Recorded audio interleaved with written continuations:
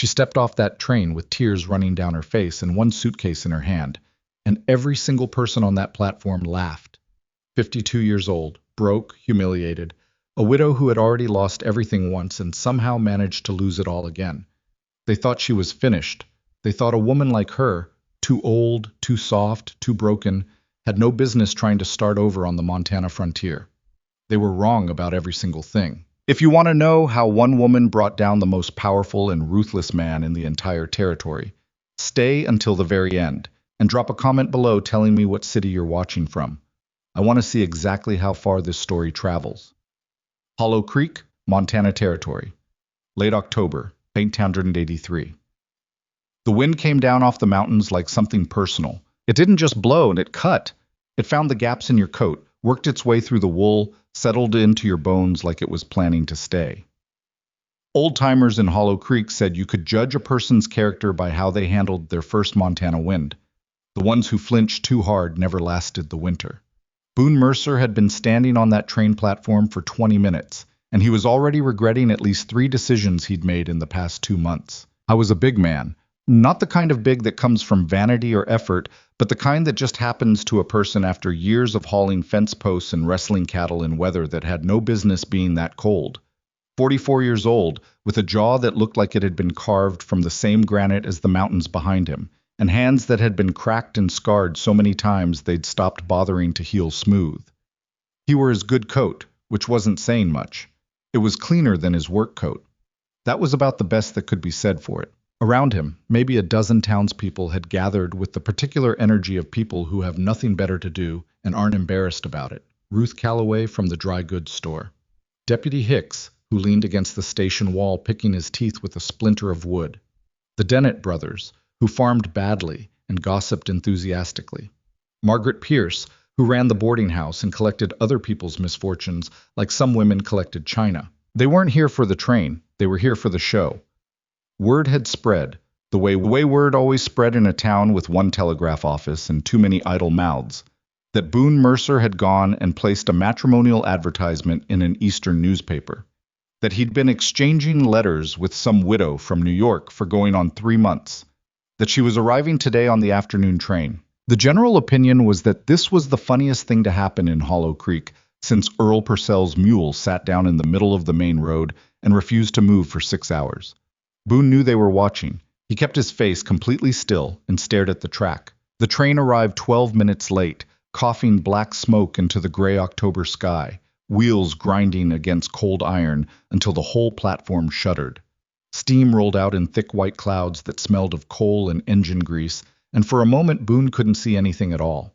Then the steam thinned, and he saw her. She came down the steps carefully, one hand gripping the railing because the steps were steep, and her legs were clearly unsteady, not from age, but from something else, something that had been pressing on her for a long time.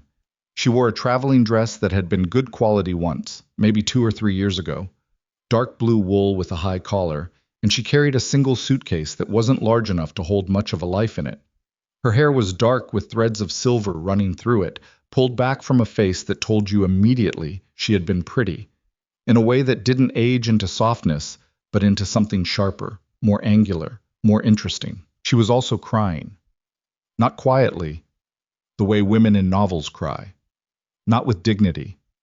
She was crying the way a person cries when they've been holding it together for so long that the moment their feet touch solid ground, the whole thing just comes apart. Tears running openly down her face, jaw tight, eyes swollen like she'd been at it for most of the train ride and had simply run out of the ability to stop. She stood at the bottom of the steps and looked around the platform with the expression of someone trying to find one familiar face in a crowd full of strangers. The crowd gave her nothing back but stares. Ruth Calloway whispered something to Margaret Pierce. Margaret Pierce pressed her lips together and nodded slowly, the way people do when something confirms exactly what they expected. Deputy Hicks stopped picking his teeth long enough to look the woman up and down, then looked away with a short exhale through his nose. The Dennett brothers exchanged a glance that said everything without saying a word. Boone heard it anyway. He'd been hearing it for the past 20 minutes. Too old, too soft, too broken. What was he thinking? He crossed the platform. He wasn't entirely sure what he was going to say. He'd prepared something during the long ride into town, something sensible and practical about the ranch and the winter coming and what the arrangement would look like. He'd practiced it in his head 3 times. He forgot all of it the moment he stood in front of her. Up close, she looked worse than she had from a distance. Not ugly, that wasn't it. She looked wrung out, like a cloth that had been twisted so hard for so long that even when you let go, it didn't go back to what it was. She looked up at him. Her eyes were brown, and even red-rimmed and wet. They were sharp enough to make him feel like she was reading something in his face. "Mr. Mercer," she said. Her voice was steadier than he expected. "Mrs. Hart." He reached out and took her suitcase before she could protest. "Train ride was long?" "2 days." She wiped her face with the back of her hand, a quick, pragmatic gesture, like she was done with the crying and intended to move on. "I apologize. I don't usually—" She stopped. "That's not true. I have been crying for most of the past 6 months. I thought I'd be finished by now." He almost smiled, didn't quite get there. "Wagons out front," he said. She nodded and straightened her shoulders and followed him, and they walked the length of that platform together while every eye in Hollow Creek tracked them like they were the afternoon entertainment, which Boone supposed they were. He heard Ruth Calloway's voice clearly as they passed, not because she was particularly loud, but because she wasn't particularly quiet. "She's older than she said in the advertisement." "She's crying, Ruth," said another voice, younger, maybe one of the Dennett wives. "On a train platform, in front of everyone." Ruth's voice carried the weight of a verdict. "What kind of woman does that?" Boone stopped walking. He turned around slowly, and the thing about Boone Mercer was that he was not a man who raised his voice. He had never found the need. When you were built the way he was built, and you looked at people the way he looked at people right now, quiet was enough. "Woman behind me," he said, loud enough to carry to the entire platform. "Rode 2 days on a train to get here. She had a hard couple of years. She's tired." He looked at Ruth Calloway specifically. Ruth Calloway found somewhere else to look. "Out here," Boone continued. "We got enough trouble with weather and cattle and every other thing trying to kill us. I don't have much patience for people who go looking for extra trouble in other people's business." Silence. Not the comfortable kind. He turned back around. Evelyn Hart was looking at him with an expression he couldn't quite read, something between surprise and a careful, watchful assessment, like a person who's been handed something and isn't sure yet whether to trust it. "Wagons out front," he said again. They kept walking. The ride out to the ranch took 40 minutes on a good road. The road to Boone's property was not, by any reasonable measure, a good road. It was rutted and rocky and wound through scrubby pine trees that blocked the wind in some places and funneled it horribly in others. The wagon shuddered over every frozen rut. Evelyn sat beside him on the bench seat, her suitcase on her lap because there wasn't room for it anywhere else without it falling off, and for a long time neither of them spoke. He'd been corresponding with her for 3 months, 14 letters. He'd read her first letter 3 times before writing back, because he wasn't a man who wrote letters easily, and he wanted to be honest with her without being brutal about it. He told her the truth. The ranch was struggling. He was 44 years old and had no particular gifts except stubbornness and a tolerance for hard work. He needed a practical partner, not a romance. He was not offering much. She had written back and said she wasn't asking for much. Her letters had been clean and direct. No flourishes, no artificial sweetness. She'd written about her printing business in New York, the one she and her husband had run together for 16 years. She'd mentioned, carefully and without self-pity, that things had gone badly after her husband died. She hadn't explained the whole of it in the letters, just enough. He'd thought, reading her letters, that she was probably tougher than she let on.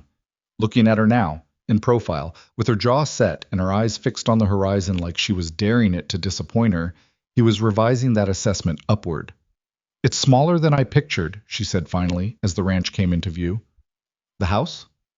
"All of it." A pause. "The advertisement said prosperous." "The advertisement was optimistic." She turned to look at him. "How optimistic?" He kept his eyes on the road. The kind of optimistic a man gets when he's been talking to himself too long. She was quiet for a moment. Then, "How bad is it, Mr. Mercer?" "Honestly." He thought about giving her the softer version. Decided she didn't need it and probably wouldn't thank him for it. "I'm behind on 3 loan payments. Lost about 30 head of cattle over the summer. I thought it was illness, but I'm not sure anymore. 2 of my fences got cut in September, which meant I spent most of October chasing cattle instead of getting ready for winter. My ranch hand, Cal, got hurt 2 weeks ago. Nothing broken, but he can't do heavy work yet. He paused. The books are a mess. I'm not good with numbers, never have been. She absorbed this without visible reaction. Do you have the books here? At the house, yeah. I'll look at them tonight. He glanced at her. You know bookkeeping? I ran a business for 16 years.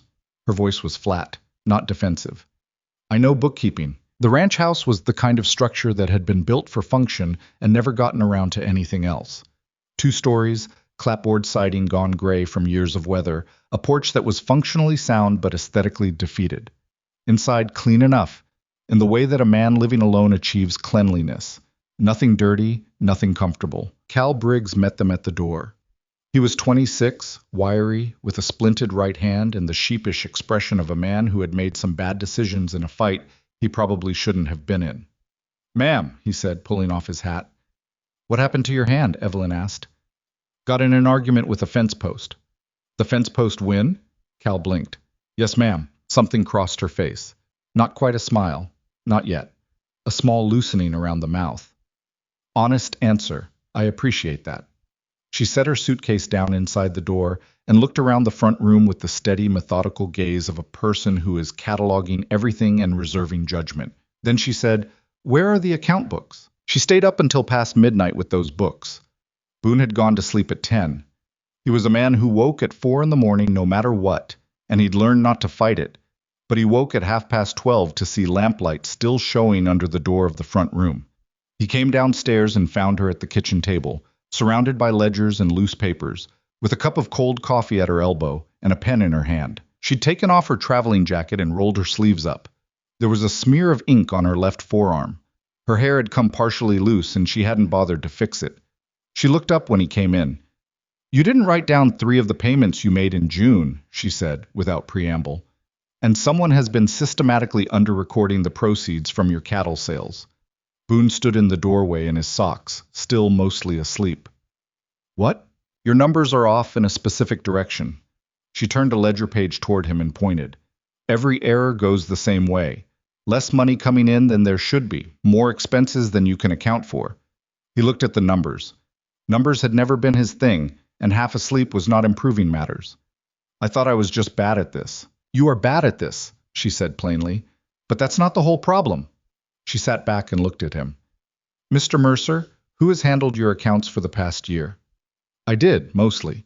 Barton Walsh at the bank helped me sometimes with the bigger payments. Why? Her expression didn't change, but something in her eyes went very still and very careful, the way eyes do when a person's mind is moving quickly behind them. No specific reason yet, she said. I'll know more tomorrow. She went back to the books. He stood there for another moment, watching her work, the pen moving, her lips pressed thin with concentration, the lamplight throwing shadows across the table. And then he went back upstairs. He lay awake longer than usual. He'd been alone on this ranch for 3 years since his previous hired hand left for Oregon, and he'd gotten used to the particular silence of a house with only one person in it. The silence of the ranch house tonight was a different texture. There was a person awake downstairs, a person thinking hard about things that mattered, and the lamp was on, and the cold outside seemed less present somehow. He wasn't sure what to do with that feeling, so he filed it away and went to sleep. 3 days passed in a rhythm of work and careful adjustment, the way 2 strangers always have to adjust to the specific habits and silences of each other. Boone woke at 4. Cal limped around doing what he could with one functional hand. Evelyn was up by 5:30 every morning, which surprised Boone, who'd half expected a city woman to sleep till 7. She didn't sleep till 7. She made coffee while it was still dark, looked at the books, asked questions, and by the end of the first week she knew more about the ranch's finances than Boone had known in a year of running them. Not all of what she found was good. You're missing 4 payments, she told him on the 4th evening, over a supper of salt pork and boiled potatoes. She'd cooked it, efficiently, and without complaint. Though he noticed she added rosemary from somewhere, which he hadn't had in the kitchen and didn't ask about. Payments you made. I found the receipts, but they're not in the bank record. That can't be right. I've checked 3 times. She pushed a page across the table. This payment to the grain supplier in September. You have the receipt, dated the 14th. The bank record shows no such payment going out, but the grain supplier has no record of receiving it. Boone looked at the paper. Meaning someone took the money. Meaning someone took the money, she confirmed, and covered it well enough that if you weren't looking for it specifically, you'd never find it. You'd just think you were short. He sat back in his chair. The chair made a sound that was basically how he felt. That's not all, she said. Of course it isn't. She hesitated for a moment, long enough that he noticed. She was not a woman who hesitated often. He'd already figured that out. The cattle you lost in the summer. You said you thought it was illness. They got sick. Water, maybe. Couldn't figure it out. I talked to Cal today. Her voice was even. He said the cattle nearest the South Creek died first, and none of the others touched that water after. He said the water smelled wrong. Boone went still. He said he mentioned it to you at the time, she continued, and you assumed a dead animal upstream. That's a reasonable assumption. It is, she agreed, unless someone put something in the water upstream, deliberately. She let that sit for a moment. Mr. Mercer, the cut fences, the missing payments, the cattle. Does any of this pattern suggest anyone to you? He looked at her across the table, and for the first time in this conversation, he felt something cold that had nothing to do with the October air outside. Gideon Voss, he said. The name landed in the room like a stone in still water. Evelyn's face remained calm, but her pen stopped moving, and she said, Tell me about him. Gideon Voss was not a man you described simply. Boone took his time. He refilled the coffee, which was getting cold, and he thought about where to start. He owns most of the Eastern Valley, he said finally. Started 20 years ago with one decent spread and the kind of ambition that doesn't stop at decent. By the time I came up here, he had 4 ranches, a piece of the railroad contract, and enough money that the sheriff finds it easier to agree with him than argue. What does he want with your land specifically? Boone was quiet for a moment. There's a creek on my property. Creek feeds the South Valley all summer, controls who gets water rights and who doesn't. Voss offered me $6,000 for the whole property 2 years ago. And you refused? I refused. Evelyn was quiet, looking at the page in front of her without really reading it. Then, and after you refused? Boone thought about the summer, the dead cattle, the cut fences, Cal's hand, which Cal had said was a fence post, but now sitting in this kitchen with a woman who was asking the right questions in the right order, Boone wondered, not for the first time whether it had been a fence post at all. Things started going wrong, he said.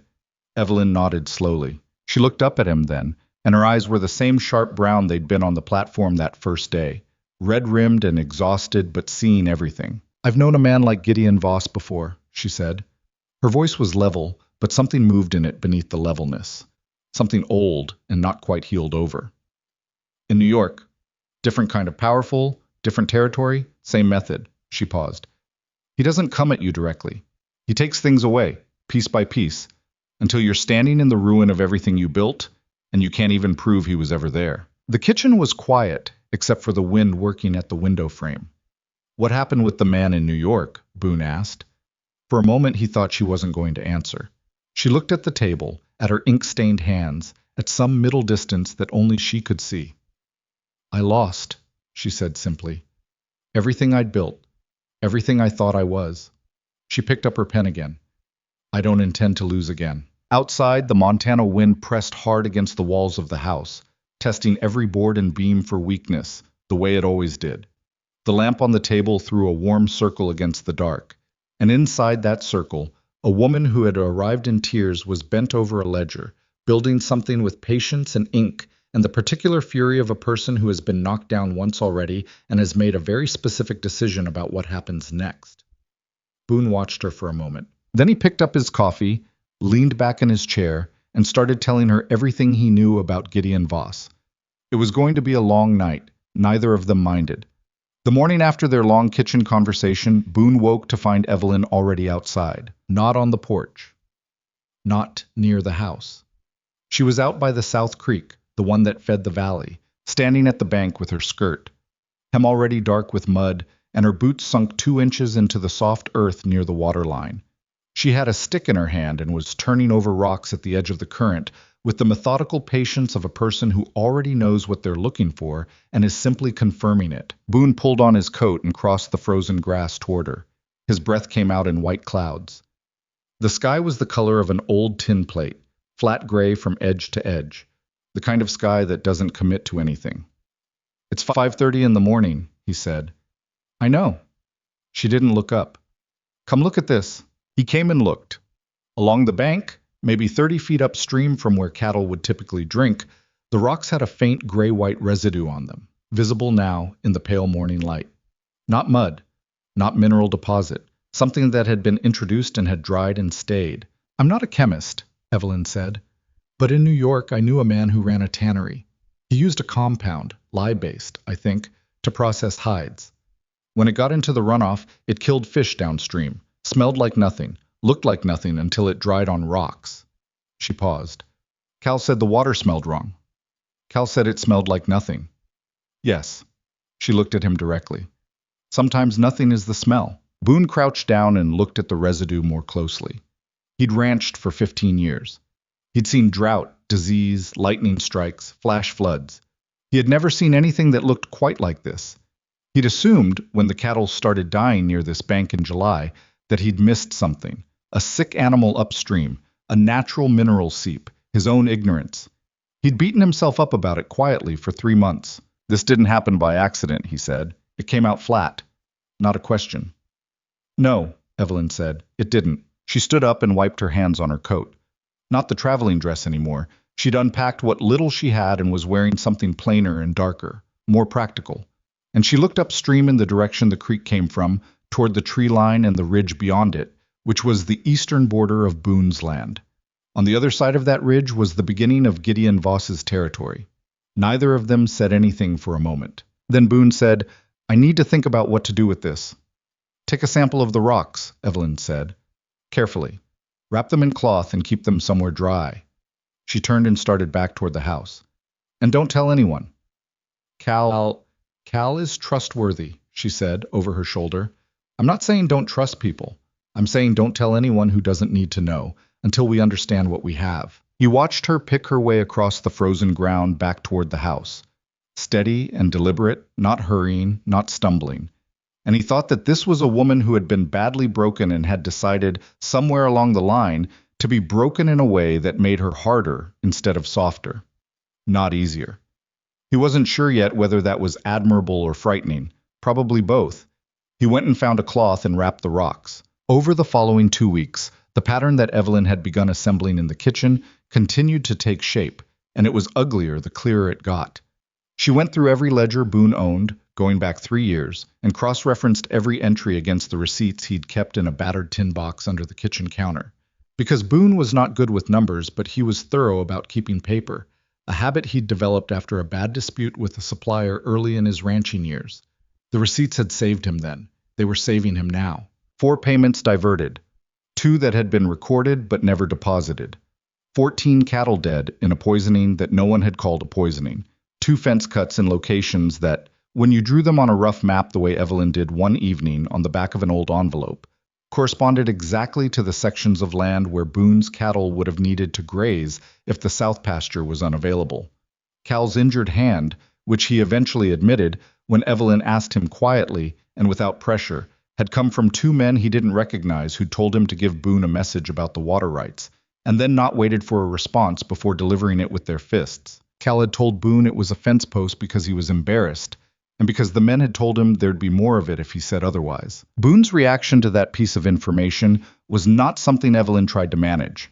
She let him sit with it for a full 20 minutes, let him work through the particular cold anger that moves through a person when they understand that someone they were responsible for got hurt on their account and they didn't know. When he was done being quiet about it, he said he was going to ride out and find those men. Don't, Evelyn said. I know what Cal got. Don't. Her voice was sharp enough to cut through the anger. Boone, if you ride out there and put your hands on someone who works for Voss, what happens? He stopped. They press charges, she said. Or more likely they don't bother with charges. They just hit back harder and with more people, and you've given them cause.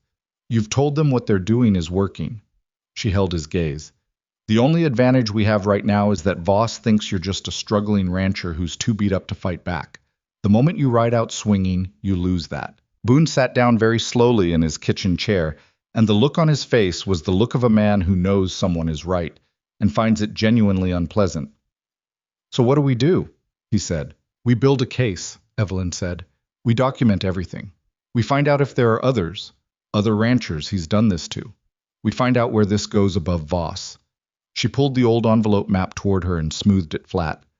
Men like him don't operate in a vacuum. He's got someone at the bank. He's got someone with the railroad. He's been doing this long enough that there are tracks, if you know what you're looking for. And you know what you're looking for. It wasn't quite a question. She answered it anyway. I learned the hard way, she said, in New York. She hadn't told him all of it yet. The full story of what had happened in New York. The printing business, the investor, the systematic dismantling of everything she and her late husband had built. She'd given him the edges of it, the shape of it, but not the interior. He hadn't pushed.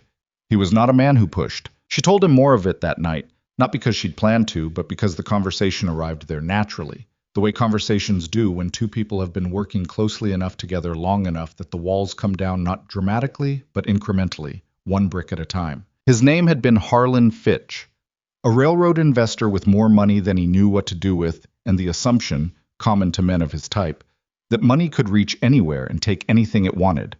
After Evelyn's husband died, a brief, brutal illness, 6 weeks from diagnosis to burial, Fitch had appeared at her office door within the month, offering to be a partner in the business.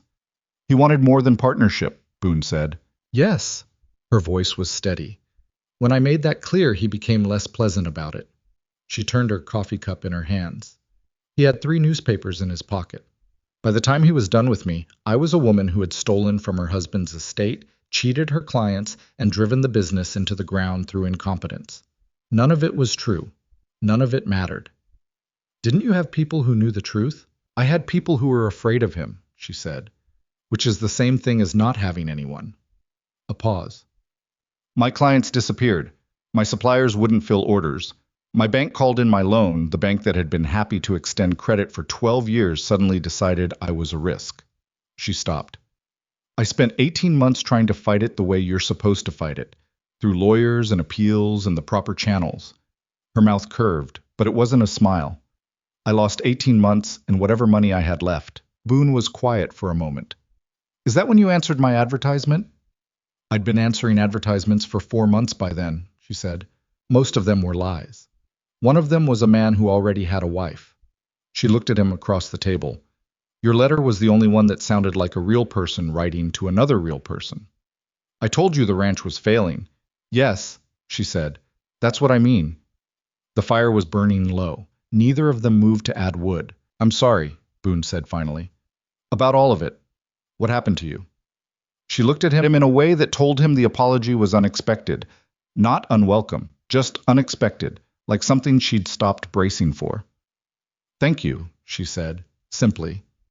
And then she picked up her pen and went back to the ledger, and Boone went and put more wood on the fire, and they stayed there another hour in the kind of silence that has warmth in it. The thing about Hollow Creek was that it was a small town in the specific way that amplifies everything. News moved not through any particular person, but through some collective mechanism that nobody could explain and everybody participated in without meaning to. By the end of Evelyn's first week, the town knew she was going through the ranch books. By the end of her second week, they knew she'd been out at the South Creek in the early morning, though nobody knew why.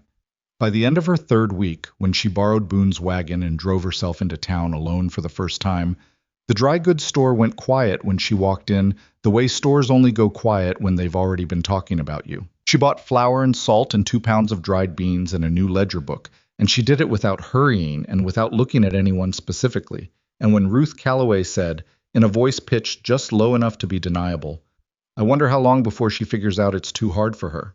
Evelyn set her purchases on the counter and turned and looked at Ruth with the particular patience of a woman who has already survived something much worse than Ruth Calloway. Too hard for me, Mrs. Calloway? She said pleasantly. Ruth blinked. She hadn't expected to be addressed directly.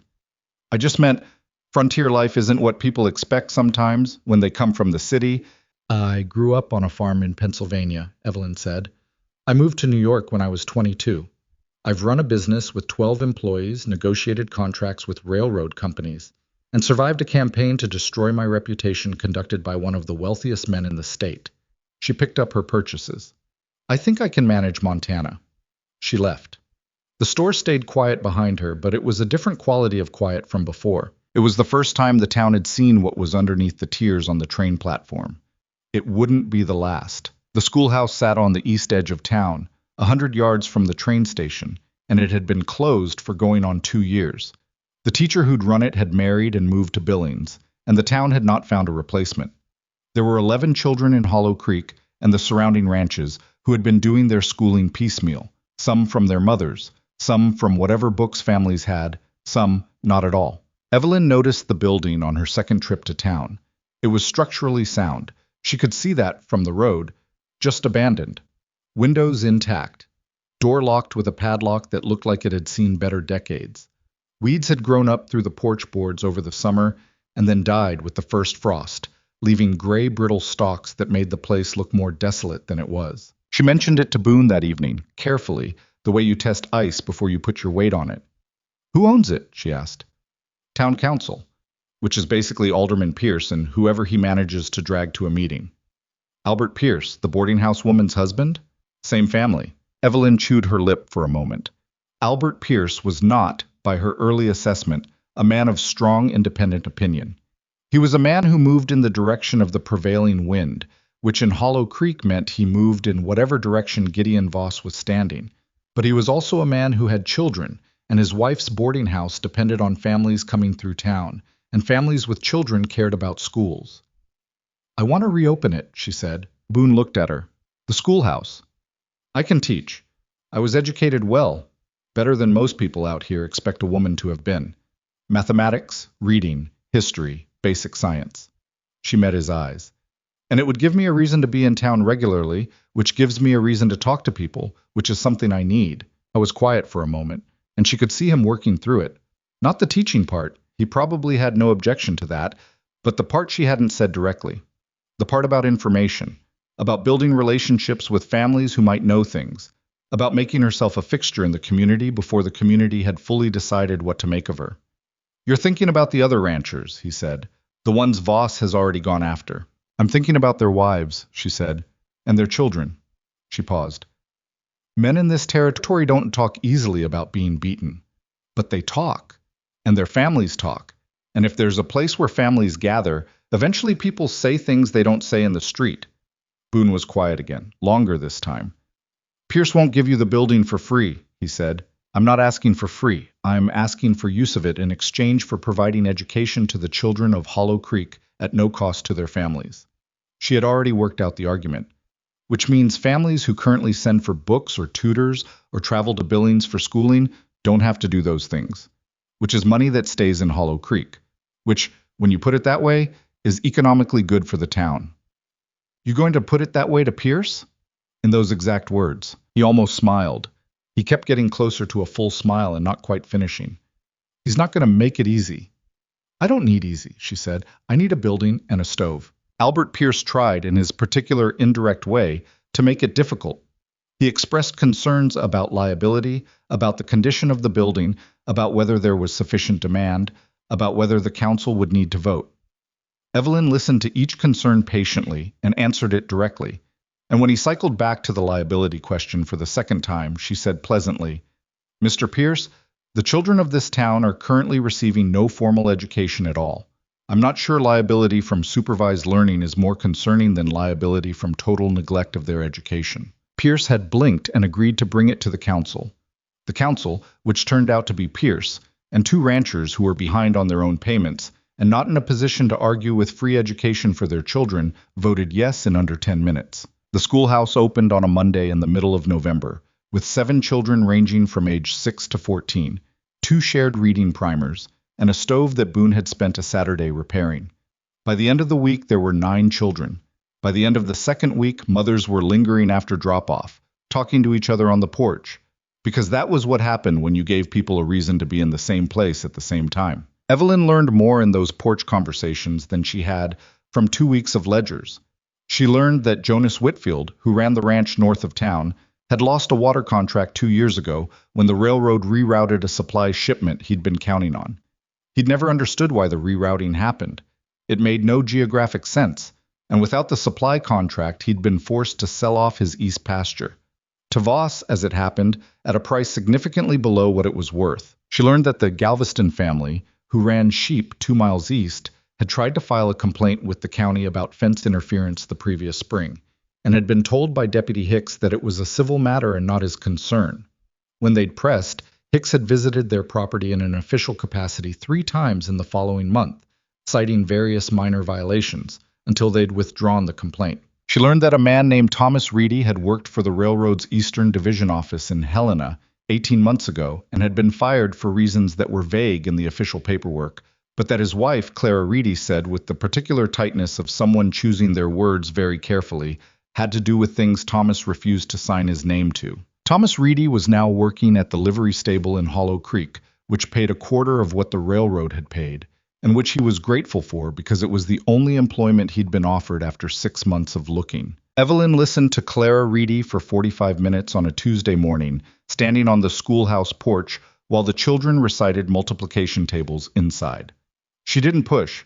She asked 2 questions and let Clara talk, and when Clara was done talking, she looked at Evelyn with the expression of a woman who has been carrying something heavy for a long time and isn't sure what to do now that someone else is holding the other end. "You're not just a school teacher," Clara said. It was not an accusation. It was a recognition. "No," Evelyn said honestly.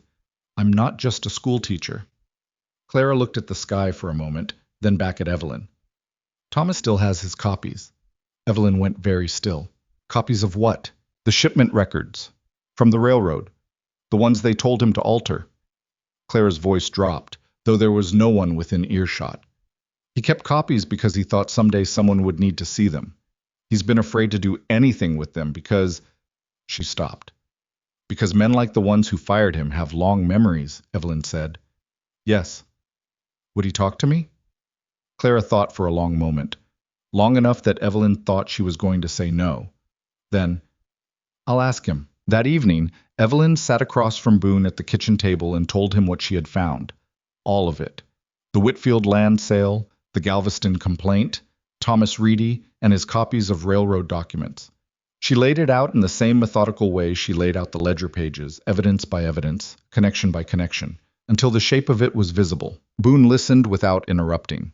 He'd gotten better at that over the weeks, at listening rather than reaching immediately for a response. She'd noticed it. She hadn't said anything about it. When she finished, he was quiet for a moment. Then, "How many ranchers do you think he's done this to?" "I don't know yet. At least 4 that I can see clearly, possibly more." "And nobody said anything, all this time." "Nobody had anything to say it to," Evelyn said. "That's the mechanism. You isolate people. You make sure each person thinks they're the only one, or that their case is too small, or that there's no one who'd listen even if they spoke." She turned her pen over in her fingers. "You take away the places where people might gather and compare notes. You make sure anyone with authority is in your pocket." She paused. "That's why the schoolhouse matters. Not just the records, not just what people tell me. The fact that people are gathering at all matters. Voss has been very careful to make sure that doesn't happen." Boone looked at her steadily. "He's going to notice." "I know." "When he does, I know," she said again. Her voice didn't waver. "I'm not doing this because I think it's safe. I'm doing it because it's the only way to build something strong enough to actually work." He held her gaze for a moment longer, and she held it back, and then he nodded. A short, single nod that was the most Boone Mercer usually communicated in any given gesture. It was enough. She went back to the ledger. He pulled a piece of harness across the table and began mending it, and for a while the only sounds were the fire and the pen and the creak of the house against the wind. She'd been at the ranch for just over a month when the first warning arrived. It came in the form of a man on a horse, a man she didn't recognize, who rode up to the ranch house on a Tuesday morning while Boone was out checking the north fence line. She was on the porch, checking a list she'd made of supply costs, when the rider came up the track and stopped 20 feet from the house without dismounting. It was maybe 30, with a flat, unremarkable face and the particular kind of stillness that some men affect when they want to seem dangerous. He had a rifle across his saddle, casual, not pointed at anything. "Mrs. Hart," he said. Not a question. She put down her list. "Yes." "Mr. Voss would like you to know he's heard good things about your school." The man smiled in a way that was shaped like friendliness and empty of it. "He thinks it's very good of you to contribute to the community." "That's kind of him," Evelyn said. "He also wanted you to know." The man shifted slightly in his saddle. He's been doing business in this valley for 20 years. He knows a lot of people, a lot of families. A pause. Loaded. He just wanted to make sure you're settling in comfortably, that there are no misunderstandings. The word landed where it was intended to land. Evelyn felt it in her sternum, that cold, recognizable weight. She had felt it before, in a different city, with a different powerful man delivering a different version of the same message through a different emissary. The language changed, the shape never did. She stood up slowly from the porch chair. "Please thank Mr. Voss for his concern," she said. Her voice was even. "And please tell him I'm settling in very well." The man held her gaze for a few seconds, assessing. Then he turned his horse and rode back down the track. Evelyn stood on the porch until he was out of sight. Then she sat back down. Her hands, she noticed, were not entirely steady. She pressed them flat on her knees and breathed through the adrenaline until they stopped. She was afraid. She wanted to be honest with herself about that, because she had learned the hard way what happened when you talked yourself out of being afraid. When you dismissed a threat because you needed to believe it wasn't as serious as it was. She was afraid, and the fear was appropriate, and it meant she needed to move faster. When Boone came back from the fence line that afternoon, she told him about the visitor. His jaw went hard. "He came here, to the house, while you were out," she said. "Yes, I think that was deliberate. I'm going to, Boone." She put her hand on the table, not touching him, just in the space between them, a kind of anchor. "We have enough for a county filing, not federal yet, but county. Between the financial records, what Cal can testify to, what Jonas Whitfield can say about the land sale, and what Thomas Reedy has—" "Reedy agreed to talk?" "Clara came to the school this morning, before that rider arrived." She met his eyes. "Thomas Reedy has 6 original railroad documents with falsified shipment records. He signed none of them. He kept his copies." She paused. "He's scared, but he'll talk. If we can get him to someone worth talking to, someone outside this county." Boone was quiet for a moment, processing. "The county sheriff is Alderman Pierce's brother-in-law." "I know." "Helena, then, federal marshal." "That's what I'm thinking." She paused. "But we need more before we go to Helena. If we go with what we have and it's not enough, Voss knows what we've got, and we've lost the element of surprise." She looked at him. "I need 2 more weeks, maybe 3. I need to talk to the other ranchers he's damaged. I need them to be willing to put their names to something." Boone thought about this for a long moment. She could see the conflict on his face, the part of him that wanted to act now, physically, decisively, versus the part that had been watching her work for a month and had started to trust the slower method. 2 weeks, he said finally. "Then we go to Helena." "Thank you." He pushed back his chair and stood, and she thought he was going to go out to the barn or the yard, the way he did when he needed to work off something he couldn't put words to. Instead, he stopped by the door and said, without turning around, "What he said to you today? The man Voss sent. It scared you." It wasn't a question. It wasn't soft either. Just a statement of fact offered without judgment. "Yes," she said. "It did." He nodded. "Good. Means you understand what we're in." He opened the door. "Get your 2 weeks." He went out. The door shut behind him. The kitchen was quiet. Evelyn sat there for a moment, then pulled the ledger toward her and turned to the next page. Outside, the first real snow of the winter was beginning to fall, slow, indifferent flakes drifting down through the gray afternoon sky, settling on the porch rail and the fence posts and the brown grass, softening the edges of everything. By morning, it would cover the tracks that Ryder had left coming up to the house, and the ranch would look clean and unmarked and undisturbed. But Evelyn had written down the man's face, his horse's markings, the exact words he'd used, and the time he'd arrived. She wrote everything down. That was what they never expected. The men like Voss, the men like Fitch before him. That the woman they'd dismissed, the woman they'd seen crying on a train platform or bent over a ledger in a borrowed house, was writing everything down, building something out of the very same material they thought they were using to bury her. The snow kept falling. Evelyn turned to the next page and kept working. The 2 weeks Boone had given her turned into 17 days, and Evelyn used every hour of them. She started with Jonas Whitfield. She'd known, from what his wife Ellen had said on the schoolhouse porch, that Jonas was the kind of man who kept his pride close and his humiliations closer. The kind of man who, when something bad happened to him, folded it up small and put it somewhere internal where nobody could see it, and pretended to himself it wasn't there. She'd known men like that her whole life. Her own father had been one. Her husband, in his quieter moments, had carried that same tendency. You couldn't go at men like Jonas Whitfield directly, because direct felt like accusation, and accusation made them shut down before you got anywhere near the truth. So she didn't go to Jonas. She went to Ellen. She brought bread. Not as a strategy. She'd been baking bread twice a week since arriving at the ranch, because flour was cheap, and fresh bread made the mornings easier, and it was something her hands knew how to do without her mind having to pay attention. She brought a loaf to the Whitfield place on a Wednesday afternoon, drove the wagon herself, and sat in Ellen Whitfield's kitchen for an hour talking about nothing consequential. The school, the children's progress, the particular difficulty of keeping a stove burning evenly in early December cold. Jonas came in from the barn halfway through the hour. He was a broad-shouldered man in his late 40s with the weathered look of someone who'd been outdoors for 30 years, and he looked at Evelyn with the wary politeness of a person who doesn't quite know what category to put her in. "Mrs. Mercer," he said. He still called her that, even though she'd mentioned twice she preferred Hart. It wasn't hostility. It was just how his mind organized things. "Mr. Whitfield." She looked at him steadily. "I wanted to ask you something, if you don't mind, about the East pasture sale, 2 years ago." The wariness sharpened into something harder.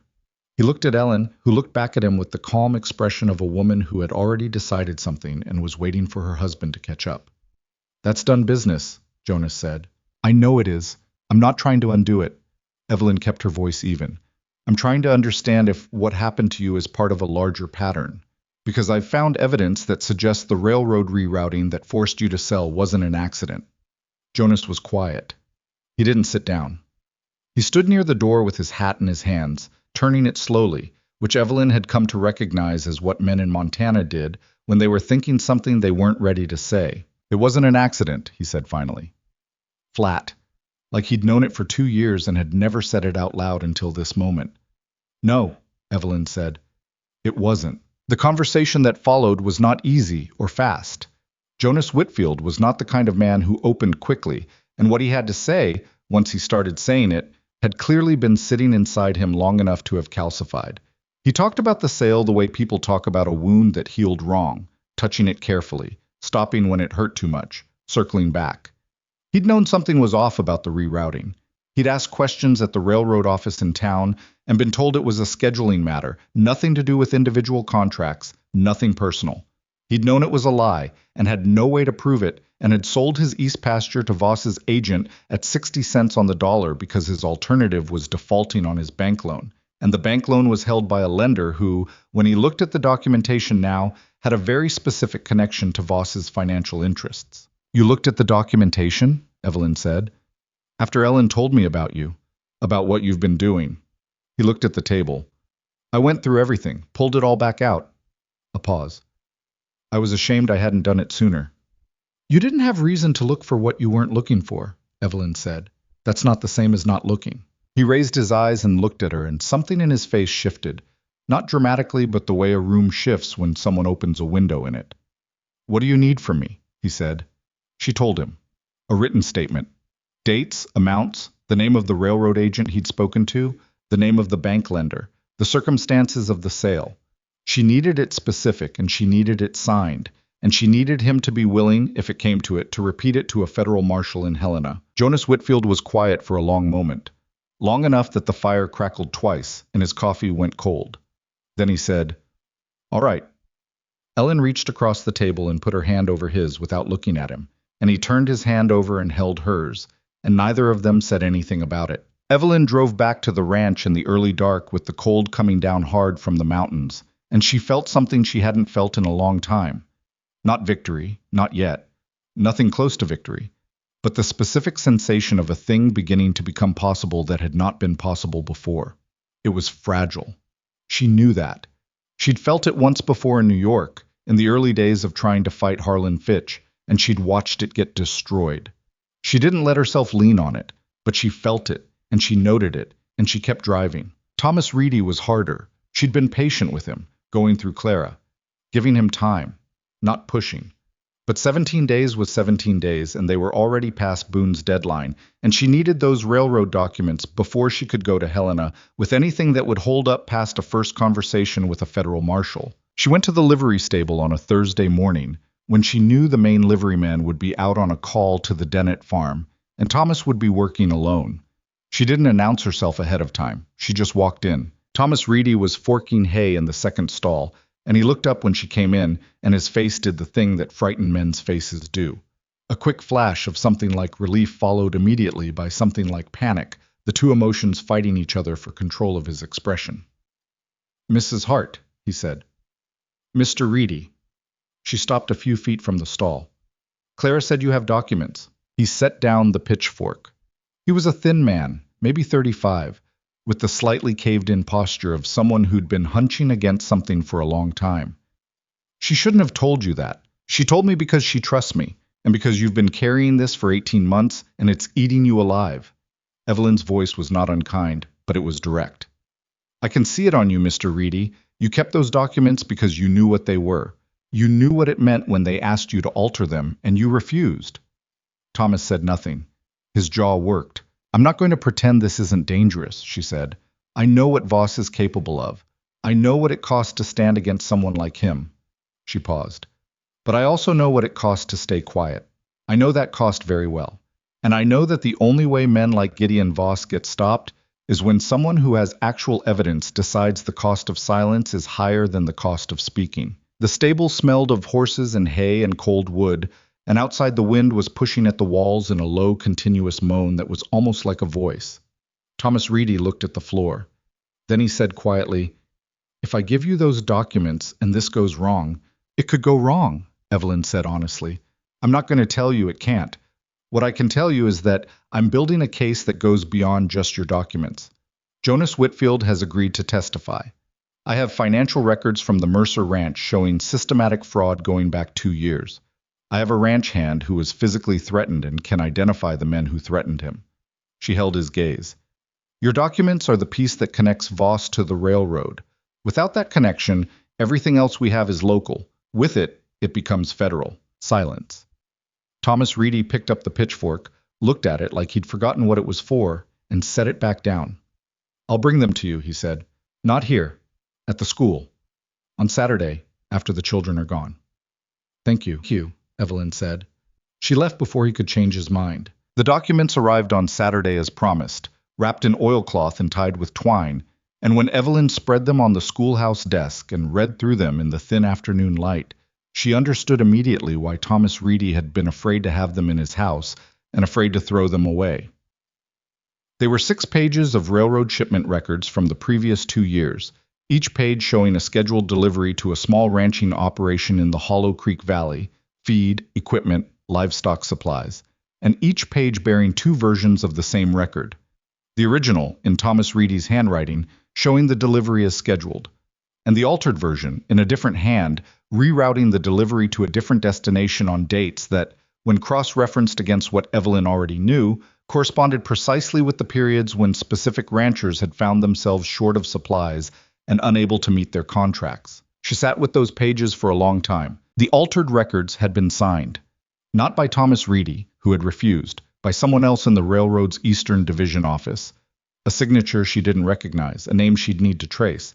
But at the bottom of the last page, in the margin, there was a notation in a third hand, brief, almost casual, the kind of notation a man makes when he's used to having things done for him without documenting why, that said simply, "Per GV, reroute as discussed, GV." She pressed her hand flat over the page. She sat in the empty schoolhouse with the winter light going thin through the windows and let the full weight of what she was holding settle over her. Not triumph. Something more complicated than triumph. She thought about Jonas Whitfield's face when he said it wasn't an accident, like he'd been waiting 2 years for someone to say it back to him. She thought about Clara Reedy's hand shaking when she passed the oilcloth package across the schoolhouse desk.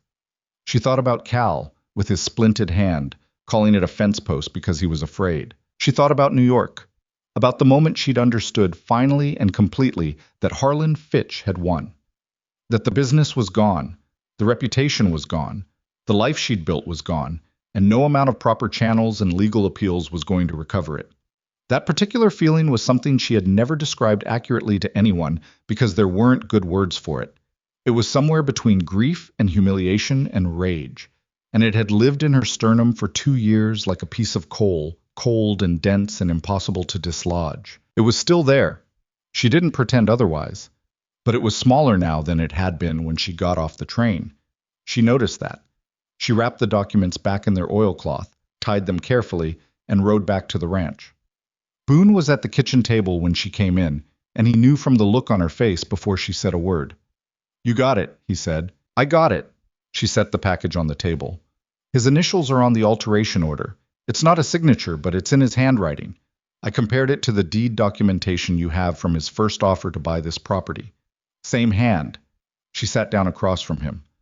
"We need to go to Helena." Boone looked at the package. He didn't open it. He trusted her assessment.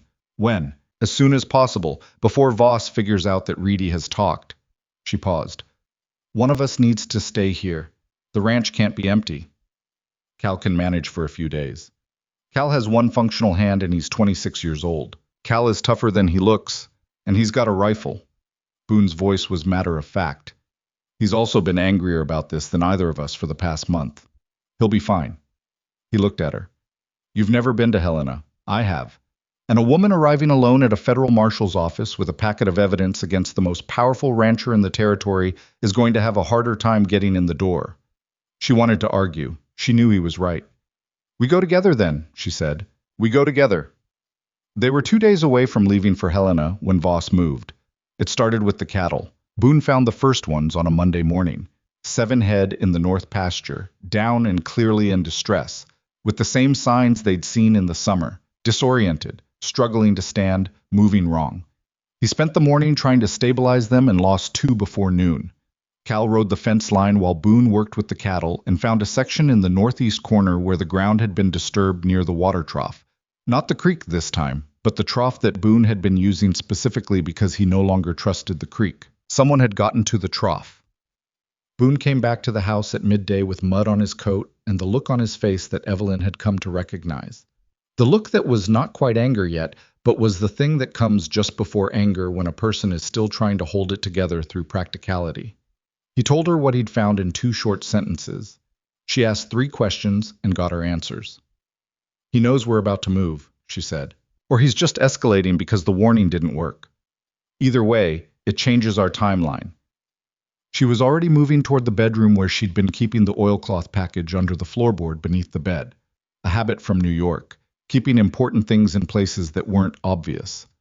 "We need to leave tomorrow, not in 2 days." "Evelyn, I know what you're going to say. The road's in December." "I know the roads. I know the weather."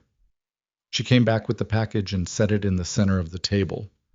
"Boone, if we wait and he escalates again and something happens to Cal or to the evidence or to you, we lose everything we've built. Everything Reedy risked. Everything Whitfield agreed to." She met his eyes. "We leave tomorrow morning." He looked at her for a moment, and whatever internal debate he was conducting resolved itself visibly on his face in the way internal debates do, when a person knows the right answer and just needs a second to accept it. "I'll tell Cal tonight," he said. The supply shipment was destroyed that same evening. Boone had ordered winter supplies from the Billings depot, feed, preserved food, lamp oil, and they'd been due to arrive by wagon that day.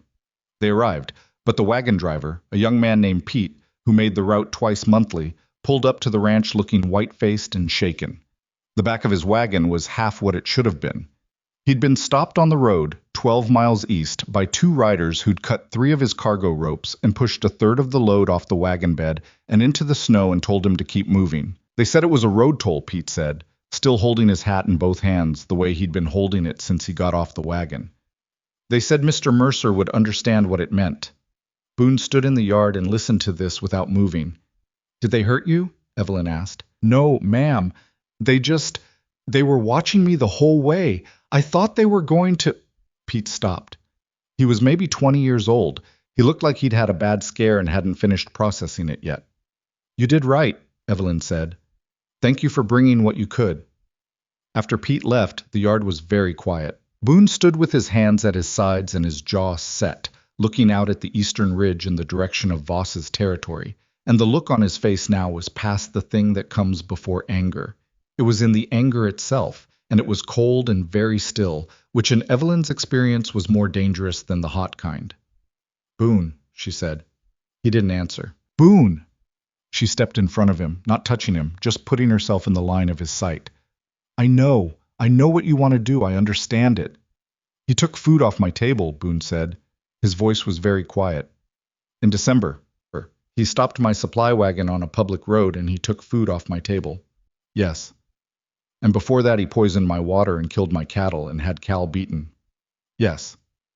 So you tell me why I shouldn't ride out there right now. Because if you ride out there right now, Evelyn said, you will get yourself killed or arrested or both, and I will be on my own on this ranch in December with one-handed Cal and no supplies, and a packet of evidence that means nothing without someone alive to deliver it. Her voice was sharp and steady, and she held his gaze without flinching. That's why. The silence stretched between them. The wind was picking up off the mountains, the kind of wind that meant real weather was coming. Not the daily cold, but something deeper and heavier moving in from the north. Boone looked at her. We leave tomorrow, he said. We leave tomorrow, she agreed. He turned and walked to the barn, and she heard the sounds of him working in there for the next 2 hours, moving things, repairing things, doing the physical work that he needed in order to burn down whatever was happening inside him to a manageable level. She understood that mechanism. She had her own version of it. She went inside and packed what needed packing, made a complete copy of the key documents in her own handwriting as a backup, and wrote a careful letter to Jonas Whitfield telling him they were going to Helena and asking him to watch the ranch road while they were gone and to tell no one else. That night was quiet. No riders. No incidents. The weather came in around midnight. Not the storm she'd expected, just heavy clouds and a fine thin snow that made the world outside the windows look like it had been wrapped in gauze. She lay awake for a while listening to the house settle against the wind, thinking about Helena, about the federal marshal's office, about what she would say and how she would say it and what she would do if they didn't believe her. She'd run those calculations before. In New York, before every lawyer's meeting, before every appeal. The calculations had always come out wrong in the end, but she had more now than she'd ever had in New York. She had documents. She had witnesses willing to sign their names. She had a pattern that crossed county lines, which made it federal. She had in Boone someone who would not look away when things got hard. She was still afraid. She kept coming back to that, kept making herself acknowledge it rather than paper over it. Fear was information. Fear was what told you the stakes were real. She was afraid. She was going anyway. The morning they were supposed to leave for Helena, Boone was up at 4 as always, and by 5 he had the horses ready and the wagon packed and was drinking his first coffee when Cal knocked on the kitchen door and came in looking like he'd been awake all night. Someone was on the property, Cal said. I heard them around 3. By the time I got out there, they were gone, but look. He held out his good hand. In it was a small piece of paper folded once. Boone opened it, read it, set it on the table face up. Evelyn read it from where she stood. The note said, "Leave the county. Last offer. No signature. None needed." The 3 of them stood in the kitchen with the note on the table between them and the first gray light of morning, beginning to show through the east window. Well, Cal said finally. He sounded more angry than scared, which Evelyn appreciated. That's pretty clear, I guess. Yes, Evelyn said. It is. She picked up the note, folded it back the way it had been, and put it inside the oilcloth package with the rest of the evidence. We leave in an hour, Boone said. The road to Helena was 2 days in good conditions, and could become something else entirely in December weather, but the thin overnight snow had stopped and the sky was clearing from the west, and the road was hard and cold and manageable. They made good time the first day, stopping the first night at a way station outside a settlement called Four Corners, where the keeper was a taciturn woman in her 60s who asked no questions, charged a fair price, and made the best biscuits Evelyn had eaten since arriving in Montana. She and Boone ate in near silence, and then sat for a while at the common room table after the keeper had gone to bed, with the fire burning down and the oilcloth package on the bench beside Evelyn. What are you thinking? Boone asked. I'm thinking about what happens if the marshal doesn't take it seriously. He will. You sound confident. I'm not, he said honestly. But I've been thinking about what you said, about the only way men like Voss get stopped. You were right. He looked at the fire. I've been trying to survive for 3 years. Just survive. Get through the winter. Pay the next loan. Patch the next fence. I stopped thinking about anything bigger than that. A pause. You made me think bigger. I don't know if that's going to save the ranch, but I know it was right. Evelyn looked at him across the table. He was looking at the fire, not at her, with the slightly uncomfortable expression of a man who's said more than he usually says and isn't sure what to do with it now that it's out. "Thank you," she said, "for not sending me away. That first day." He looked at her then. "I thought about it." "I know you did. You were crying on the platform." "I was also 52 years old and had nowhere else to go," she said, without bitterness. Not a strong opening. Something moved in his face, and this time he finished the smile. Just briefly. It changed his whole face when he did it, made him look younger, made him look like the person he probably was when he wasn't carrying all of it. "You turned out to be a pretty good accountant," he said. "I turned out to be an excellent accountant," she said, "and a decent teacher, and I can identify poison by the smell of nothing, which is more than most people can say." He almost laughed. Didn't quite get there, but almost. They went to their separate rooms, and in the morning they got back on the road, and by late afternoon of the second day, the city of Helena was visible in the distance, larger than Evelyn had imagined, sprawling across the valley floor with its courthouse and government buildings and railroad depot, the kind of city that reminded you there was a world beyond the immediate walls of wherever you'd been living. They found a boarding house, left the horses, and walked to the federal marshal's office in the last hour of gray afternoon light. The clerk at the front desk was young and looked up at them with the polite indifference of a man who saw a lot of people come through his door with a lot of problems. "We need to speak with a marshal," Boone said, "about Gideon Voss." The clerk's expression shifted. Not much, just enough. "Sit down," he said, and went to find someone. They sat in two hard chairs against the wall of the waiting room, with the oilcloth package on Evelyn's lap, and the building around them smelled of wood polish and coal smoke, and the particular dusty gravity of official spaces. Through the wall she could hear voices, low and indistinct. Footsteps. A door. She pressed her hands flat on the package and breathed. She thought about Jonas Whitfield's voice when he said it wasn't an accident. She thought about Clara Reedy standing on the schoolhouse porch. She thought about the 11 children who had showed up to a schoolhouse that had been closed for 2 years, on the word of a woman nobody had given a chance to yet. She thought about the note on the table that morning. "Leave the county. Last offer." The door at the end of the hallway opened. A tall man in his 50s came through it, with a marshal's badge on his coat and the measured assessor's gaze of someone who spent his life deciding whether people were telling the truth. He looked at Evelyn first, then at Boone, then at the package on Evelyn's lap. "I'm Marshal Aldous Webb," he said. "My clerk says you have something about Gideon Voss." "We have a great deal about Gideon Voss," Evelyn said. She stood and held out her hand. Not the package, her hand, the way she'd learned to do when she needed a man who was deciding whether to take her seriously to see immediately that she was serious. "My name is Evelyn Hart. I was a business owner in New York for 16 years, and for the past 2 months I have been documenting a systematic campaign of fraud, intimidation, and land theft conducted by Gideon Voss against the ranching families of the Hollow Creek Valley." Webb shook her hand. He had a firm grip and watchful eyes, and he didn't smile, which she respected. "Come in," he said. She picked up the package and followed him down the hall, and Boone came behind her and the door closed, and outside the window of the marshal's office Helena went on about its business in the early winter dark, indifferent and ordinary, the way cities always are while the things that matter are being decided in small rooms. Evelyn untied the oilcloth. She spread the documents across the marshal's desk, and she began to talk. Marshal Webb listened for 2 hours without interrupting. That was the first thing Evelyn noticed. He didn't interrupt. Most men interrupted. They interrupted to ask questions that could have waited, or to correct something minor that didn't need correcting yet, or simply because they'd been listening long enough that their patience ran out and their mouth took over. Webb sat across his desk with his hands folded on top of the documents she'd spread before him, and he listened. And when she finished, he sat quietly for a moment longer in the way of a man who is still processing, rather than a man who has already decided and is just waiting for you to stop talking. Boone sat to her left and said almost nothing during the 2 hours, which she was grateful for. Not because she didn't trust him to speak, but because she'd learned long ago that when a woman was making a case to a man in authority, every additional male voice in the room complicated the question of whose case it actually was. Boone seemed to understand this instinctively, or perhaps he just understood that Evelyn knew what she was doing. Either way, he sat with his hat on his knee and let her work. When she finished, Webb unfolded his hands and leaned forward and picked up the railroad document with Thomas Reedy's original entries alongside the altered version. He read it for a moment in silence. The notation in the margin, he said. GV. Compared against a deed document bearing Gideon Voss's full signature and handwriting, Evelyn said. The hand is the same. I'm not a forensic examiner, but I've worked with documents professionally for 16 years and I'm confident in the comparison. I'll need to have our examiner look at it.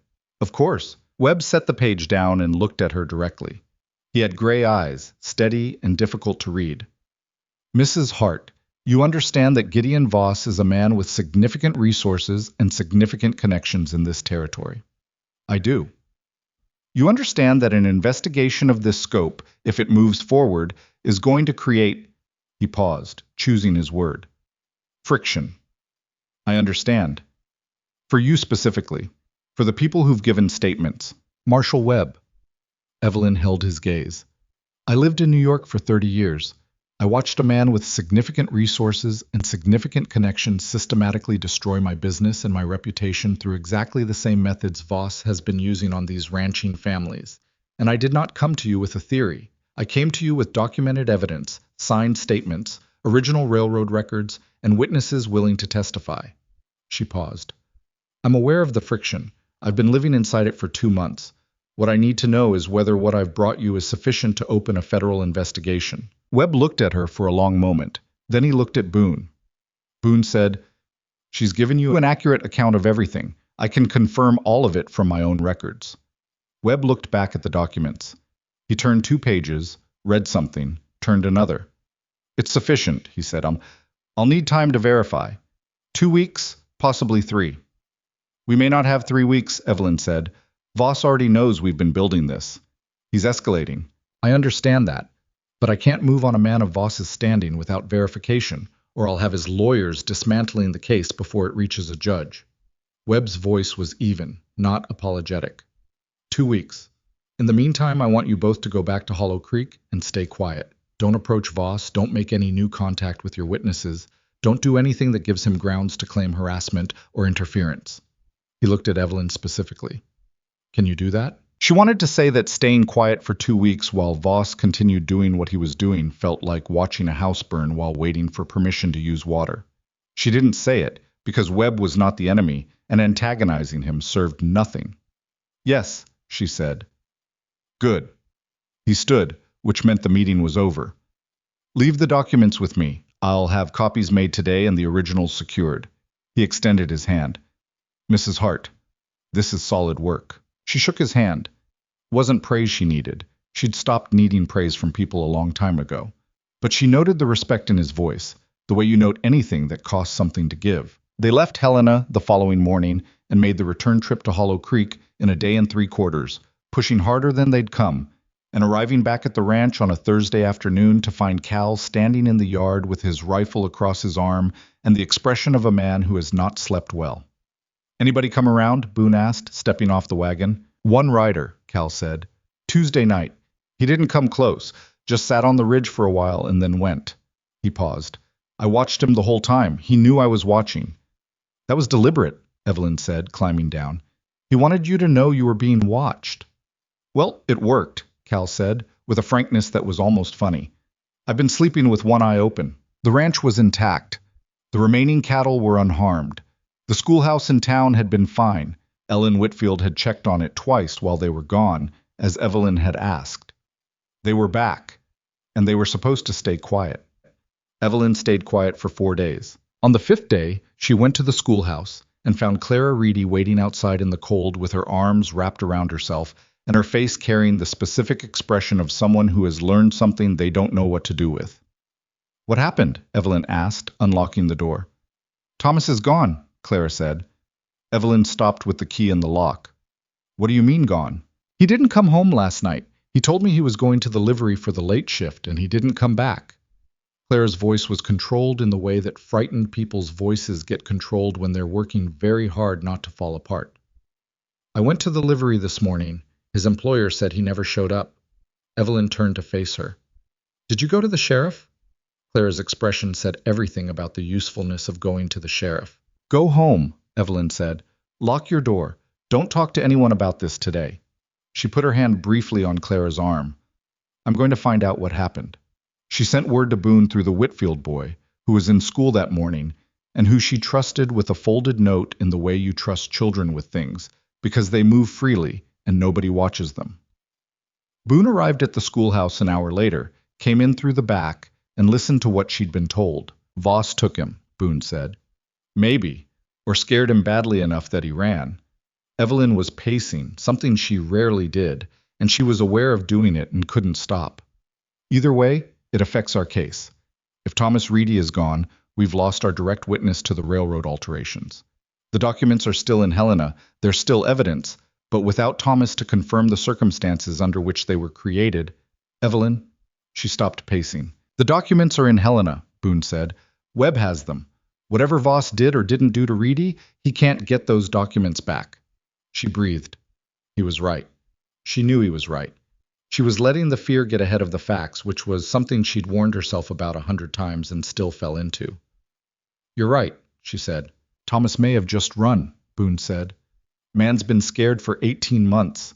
Maybe he gave the documents and decided he couldn't stay for what comes next. And if Voss took him? Boone's face was steady. Then we need Webb to move faster than 2 weeks. She wrote to Webb that afternoon, a careful, factual letter describing Thomas Reedy's disappearance, the circumstances, the timeline. She did not make accusations in the letter. She simply stated what she knew and noted that it suggested Voss was aware the investigation had begun and was actively interfering with potential witnesses. She gave the letter to the afternoon stage driver, who would have it in Helena within 36 hours. Then she went home and taught school the next morning because the children were still coming and their education did not pause for Gideon Voss, and because the schoolhouse, continuing to function normally, was itself a statement, whether anyone understood it that way or not. Thomas Reedy reappeared 4 days later. He walked into the livery stable at 7 in the morning looking like he'd been sleeping rough for a week, hollow-eyed, 2 days of beard past his usual stubble, with a cut above his left eyebrow that had been left to close on its own and hadn't done it well. His employer, a pragmatic man who asked no more questions than the job required, put him to work without comment. Clara came to the schoolhouse that afternoon with her hands shaking and her eyes wet. He won't say where he was, she told Evelyn. He says he went away to think. He says it's fine. Is he hurt badly? He says no, just the cut. Clara pressed her lips together. He's not the same since he came back. He's quieter. He was already quiet, but now it's a different kind of quiet. Evelyn sat with that for a moment. The documents are already in Helena. His testimony would strengthen the case, but the case doesn't depend on it anymore. I need you to tell him that. She looked at Clara steadily. Tell him it's already done.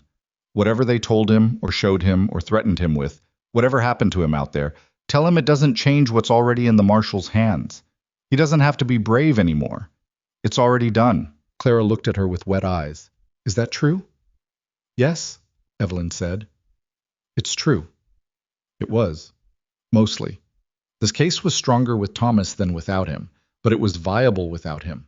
And the most useful thing she could do for both Thomas and Clara Reedy right now was give them one less thing to be afraid of. She found out 6 days later what Voss had done with Thomas Reedy during those missing 4 days. She found out from a ranch hand named Silas, who worked on Voss's eastern property, and who came to the schoolhouse on a Saturday morning and knocked on the door while she was grading the children's weekend composition work. He was young, maybe 22, and he had the look of a person who has made a decision and is going to go through with it before they lose their nerve. I know about the man they took, Silas said, standing in the doorway with his hat off. Thomas, I know where they kept him. I know who did it. Evelyn set down her pen. Come in, sit down. I can't stay long. If they find out I was here, I understand. Tell me what you know. He told her quickly, in the compressed way of someone who's rehearsed it. 2 of Voss's men had taken Thomas from the road between town and the livery on a Tuesday night. They'd kept him at a line shack on Voss's north property for 4 days. Not hurt badly, Silas said, but frightened deliberately, kept cold and hungry, and told repeatedly what would happen to Clara if Thomas said anything further about railroad documents. They'd let him go with instructions to say he'd left voluntarily. Why are you telling me this? Evelyn asked. Silas turned his hat over in his hands. I've been working for Voss 3 years. I needed the work. I didn't ask questions. He stopped. Thomas Reedy's got a wife. She was crying at the mercantile. I heard her. He looked at the floor. I've got a mother. She lives in Billings. She's got nobody else. He seemed to feel that explained it without further elaboration, and Evelyn supposed it did. "Will you write down what you've told me?" she said. "Names, location, dates, everything you know. If you keep my name out of it as long as you can, I'll do my best." He wrote it down in slow, careful handwriting that suggested schooling had been intermittent, and what he wrote was specific enough to be useful. Names of the men who'd done the taking, the location of the line shack, the dates. Evelyn added it to the growing record she was maintaining, a second copy of which she had now hidden at the Whitfield property, because she had learned from New York not to keep everything in one place. She sent a second letter to Webb that evening. What she didn't expect was the response she got, not from Webb, but from Hollow Creek itself. The gossip started 3 days after Thomas Reedy reappeared. She didn't know exactly where it originated. Ruth Calloway was the obvious suspect, but Ruth was more conduit than source. But within a week of Thomas's return, the town's attitude toward Evelyn had shifted in a way that was harder to characterize than simple hostility. It was more like weather, a low-pressure system moving in. She heard it first from Ellen Whitfield, who mentioned it obliquely and with clear discomfort during a Thursday morning porch conversation. "People are saying things," Ellen said. "What things?" Ellen looked at the distance for a moment. "That you were involved in some trouble back east. That a man there, an important man, said you went after him deliberately, tried to ruin him." A pause. "That you do this. Move somewhere, make people trust you, then cause trouble, and move on." Evelyn stood with this for a moment. She recognized it immediately, the shape of it, the method. It was so precisely what Harlan Fitch had done in New York that for a brief, disorienting moment, she felt like she was standing in two places at once. "Do you believe it?" she asked Ellen. Ellen looked at her directly. "No. Thank you. But other people—" Ellen stopped. "Some of the families who've been sending their children to you. One of them pulled their daughter out yesterday. Harriet Grubb. Her husband came and got her during lessons. The Grubb girl was 9 years old and had only recently started reading with any fluency." Evelyn pressed that fact down somewhere interior and kept her face steady. "Anyone else?" "Not yet. But people are nervous." Ellen's voice carried an apology in it that wasn't quite an apology. "They've got children. They've got property. If Voss decides they're on the wrong side—" "I know," Evelyn said. She did know. She had always known this was a vulnerability, that the people she'd been building relationships with were people with things to lose, and Voss's most effective weapon was always the threat against those things. She'd known it, and she'd built what she'd built anyway, and now she was watching it begin to erode at the edges, and there was a specific feeling that went with that. Not panic, but something adjacent to panic, something that wanted to become panic if she let it breathe. She did not let it breathe.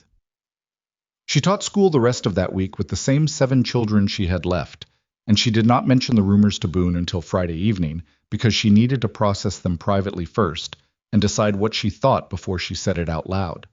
He took it the way she'd expected, quietly, with a tightening around his jaw that meant he was angry and was managing it. "What do you want to do?" he asked. "I want to wait for Webb," she said. "He should have received both my letters by now. He said 2 weeks. It's been 11 days. And if someone else pulls their child from the school, or if Jonas backs out of his statement—" "Jonas won't back out." She said it with more certainty than she felt, because certainty was sometimes the thing you needed to say out loud so that you could start believing it. Boone looked at her steadily.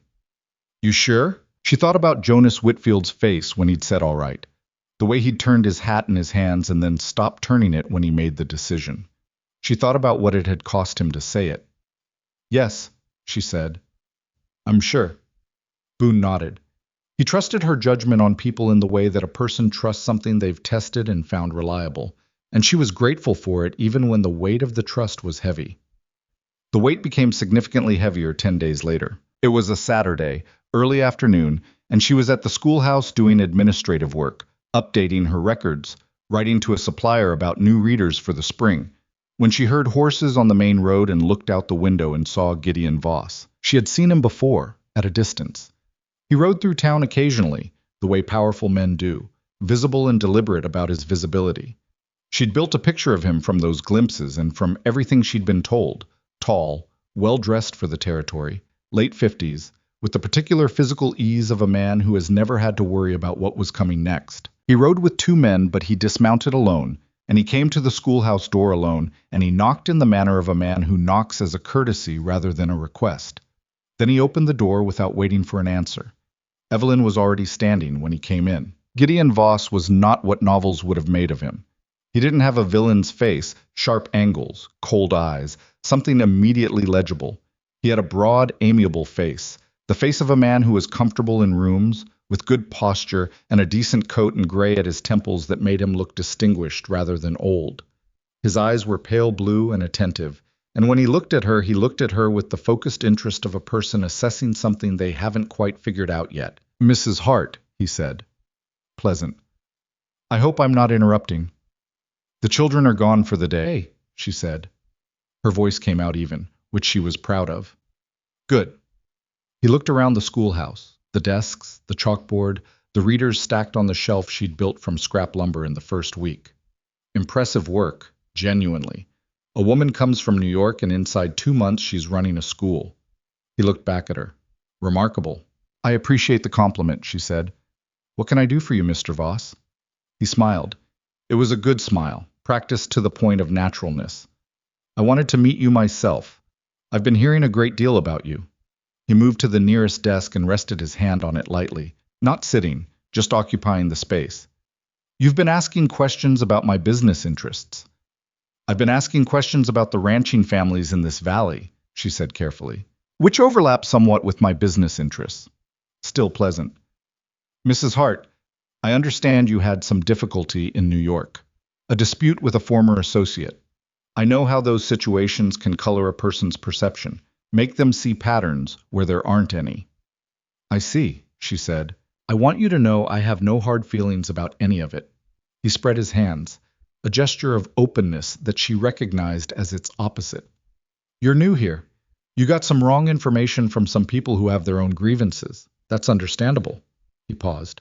"But I think you're a smart woman, and I think you understand that this valley runs the way it runs because of the structures I've built, the contracts, the arrangements, the stability." His voice was still pleasant. "Take that away, and what you've got is chaos. Small ranchers who can't survive the winter without my supply agreements, railroad access that disappears without my contracts, families that go under." "Is that a description of the current situation, or a threat about the future one?" Evelyn asked. Something shifted in his face. Not anger. He was too controlled for visible anger. Just a fractional cooling, like a room when someone opens a window in winter. "I'm saying I can be a generous neighbor," he said, "or not."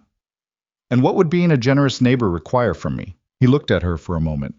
"Stop what you're doing. Leave it alone. Whatever you've sent to Helena, tell them it was a misunderstanding. Take the winter to think about what's actually good for you and for the families you say you care about." He paused. "I'll make sure the Mercer Ranch has everything it needs to get through the season. Supply contracts, fair terms on the outstanding loans, and if Mercer ever decides he wants to sell, a price that reflects the true value of the property." He paused again, longer this time. "And I'll make sure nothing else goes wrong." The schoolhouse was very quiet. Outside, the wind moved through the empty town street.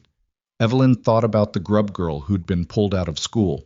She thought about Thomas Reedy with the cut on his forehead that hadn't healed right. She thought about Cal's hand, the one he'd called a fence post. She thought about 7 dead cattle in a poisoned water trough and a supply wagon with its cargo pushed into the snow. She thought about New York, about the moment she'd understood that Harlan Fitch had won, about the way she'd gone on telling herself for months afterward that she'd done the right thing by fighting through proper channels, even after the proper channels had failed, even after everything was gone. About the particular exhaustion of a person who has lost not just the fight, but the version of themselves that believed the fight was winnable. She had been that woman. She had lived inside that exhaustion for 2 years.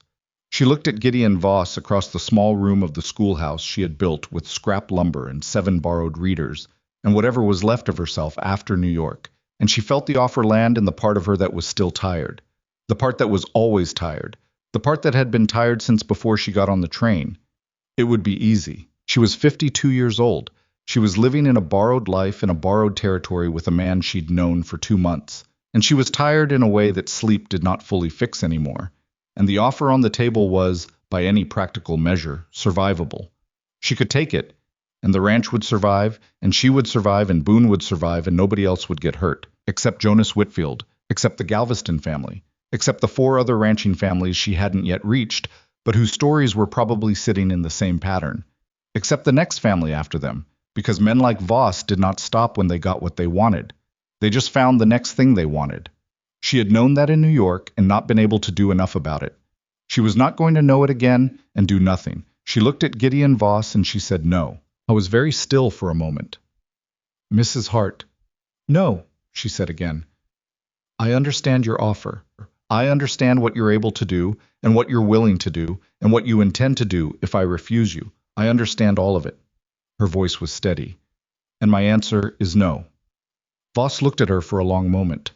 The pleasant expression was still on his face, but it was thinner now, the way paint gets thin when you put it over something that isn't quite ready. You're making a serious mistake, he said quietly. I've made serious mistakes before, she said. This isn't one of them. He held her gaze for another few seconds. Then he turned and walked to the door and opened it, and before he left he looked back at her once. And what she saw in his face was not quite anger and not quite respect, but something that was in the territory of both. The look of a man recalibrating, deciding what kind of problem she actually was. Then he left. The door clicked shut behind him. She stood in the middle of the schoolhouse for a long moment, listening to the sound of horses moving away down the street. Her hands were not shaking this time, which surprised her. She expected them to be shaking. They were completely still. She wasn't sure what that meant. Maybe she'd used up all the shaking over the past 2 months. Maybe she'd simply gotten to the point where the fear was still present, but the hands had stopped reporting it. She went back to her desk and sat down and looked at the letter she'd been writing to the reader supplier, which was half finished and had nothing to do with anything that had just happened. She picked up her pen. She did not finish the letter. She put the pen down and looked at the chalkboard, where the day's lesson was still written. A passage she'd asked the older children to copy out about river navigation, dry and factual, chosen because it built vocabulary and had nothing emotionally complicated in it. The chalk letters were slightly uneven where the board had a warp in it that she'd never fully compensated for. She thought, I have been here before. Not this room, not this territory, but this moment. The moment after you refuse and the door closes and you understand clearly what you've just done and what's coming. In New York, the moment after she'd refused Harlan. Fitch had been followed within a week by the first newspaper story, then the second, then the clients, then the bank. She had fought it for 18 months before she lost. She was not going to have 18 months here. She was going to have days, maybe less, before Voss decided that her refusal meant she needed to be handled more directly than rumors and supply disruptions could accomplish. She needed Webb to move. She locked the schoolhouse and walked to the telegraph office, which was a narrow room attached to the back of the mercantile run by a man named Graves, who was competent and discreet, and who she had paid, once, to send a message to Helena before, and who had not mentioned it to anyone as far as she knew. She wrote a brief telegram, careful, factual, just the facts of the visit and the offer and the refusal, with a final line that said, situation deteriorating, requesting update on timeline. She paid Graves, who took the paper and the money without reading the message, which she appreciated.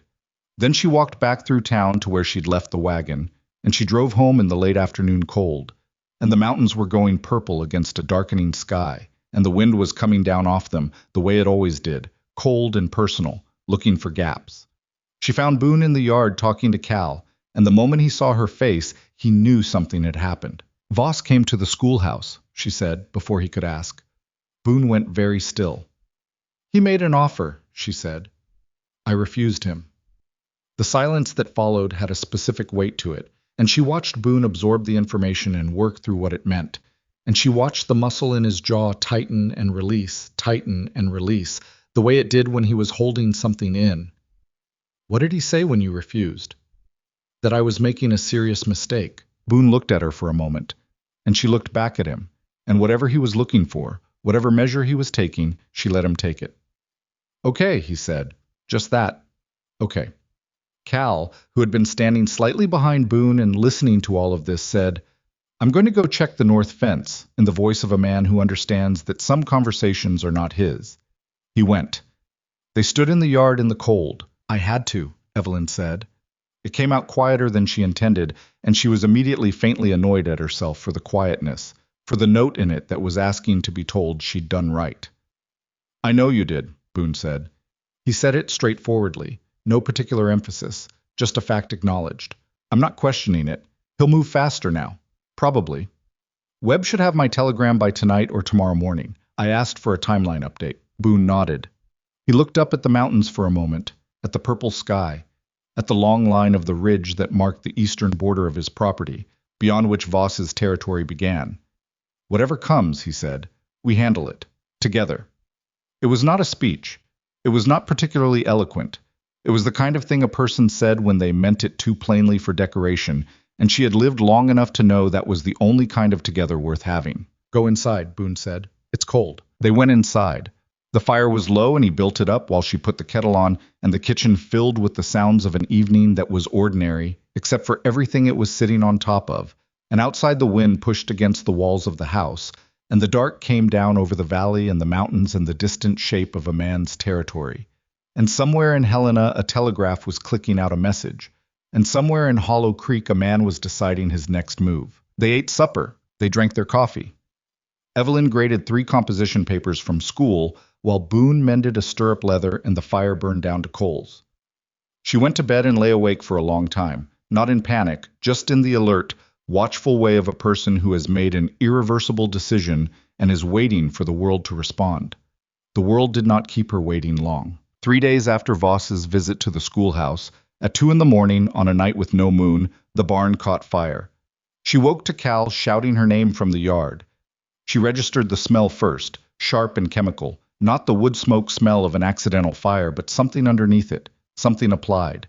And she was out of bed and at the window before she was fully awake, and what she saw lit the whole yard orange and sent shadows running in every direction. The barn was fully engaged, flames pouring out of the hayloft window and curling up the exterior wall, and inside she could hear the horses screaming. She pulled on her boots and coat and ran. Boone was already at the barn doors when she reached the yard. He had one door hauled open and was going in, and the heat coming out of that opening was visible, a wall of orange air that pushed back against everything, and she heard the horses screaming inside with the particular high desperate sound that horses make when they understand they are going to die, and cannot make their bodies move fast enough away from the thing that is killing them. "Boone," she started. "Stay back," he said, and went in anyway. Cal was at the water trough with 2 buckets, running back and forth in the way a person runs when they know buckets are not going to be enough, and they run anyway because standing still is worse. Evelyn grabbed the 3rd bucket from the side of the house and joined him, not because she thought it would stop the fire, but because Boone was inside that barn, and every second of heat she could knock down from outside was a second of margin. The next 4 minutes were the longest of her life. She didn't pray. She'd stopped doing that somewhere in the worst year in New York. Not out of bitterness, but out of the simple understanding that the things that needed doing required her hands, not her words directed at the dark. She threw water and moved and threw water and moved and watched the barn door and counted seconds without meaning to. Boone came out leading both horses by their halters, one in each hand, moving backward through the smoke at a pace that was controlled enough to be terrifying. Not running, just moving fast. The way a man moves when running would spook the animals, and he needs them calm enough to lead rather than dragging him sideways. He got them to the fence post at the far edge of the yard and tied them off, and they stood there trembling and wild-eyed and alive. And Boone stood with his hands on his knees for a moment and coughed smoke out of his lungs in long, ragged pulls. Cal put his bucket down. Evelyn stood with her bucket still in her hand and looked at the barn, which was going to be a loss. She could see that the loft was fully gone and the east wall was leaning. And then she looked at Boone, who had straightened up and was looking at the fire with an expression that was so far past anger it had gone somewhere else, somewhere colder and more specific. "You're not hurt?" she asked. "No." His voice was hoarse from the smoke. "The horses are fine." "Yeah." The 3 of them stood in the orange light of the burning barn and watched it go, because there was nothing else to do. The well was not deep enough, and the trough was empty, and the nearest neighbors were too far for a bucket brigade that would have been too late anyway. It burned, and they watched it burn, and the cold night air smelled like scorched wood and something chemical underneath. Accelerant, she was certain of it, the same sharpness she'd caught through her bedroom window. Arson, deliberate. Meant to be seen as a message if the barn was empty, meant to be worse if it wasn't. Cal said, low and steady, "I'm going to kill somebody." "No," Boone said, same low register. "You're not." "Boone, you're not," Boone said again. He wasn't looking at Cal. He was still looking at the fire, and his voice had the particular quality of a man who is saying something he needs to say out loud in order to hold himself to it as much as anyone else. Because that's what he wants. He wants me to ride out there and do something that ends with me in a county jail waiting for a judge who owes him a favor. He finally looked away from the fire.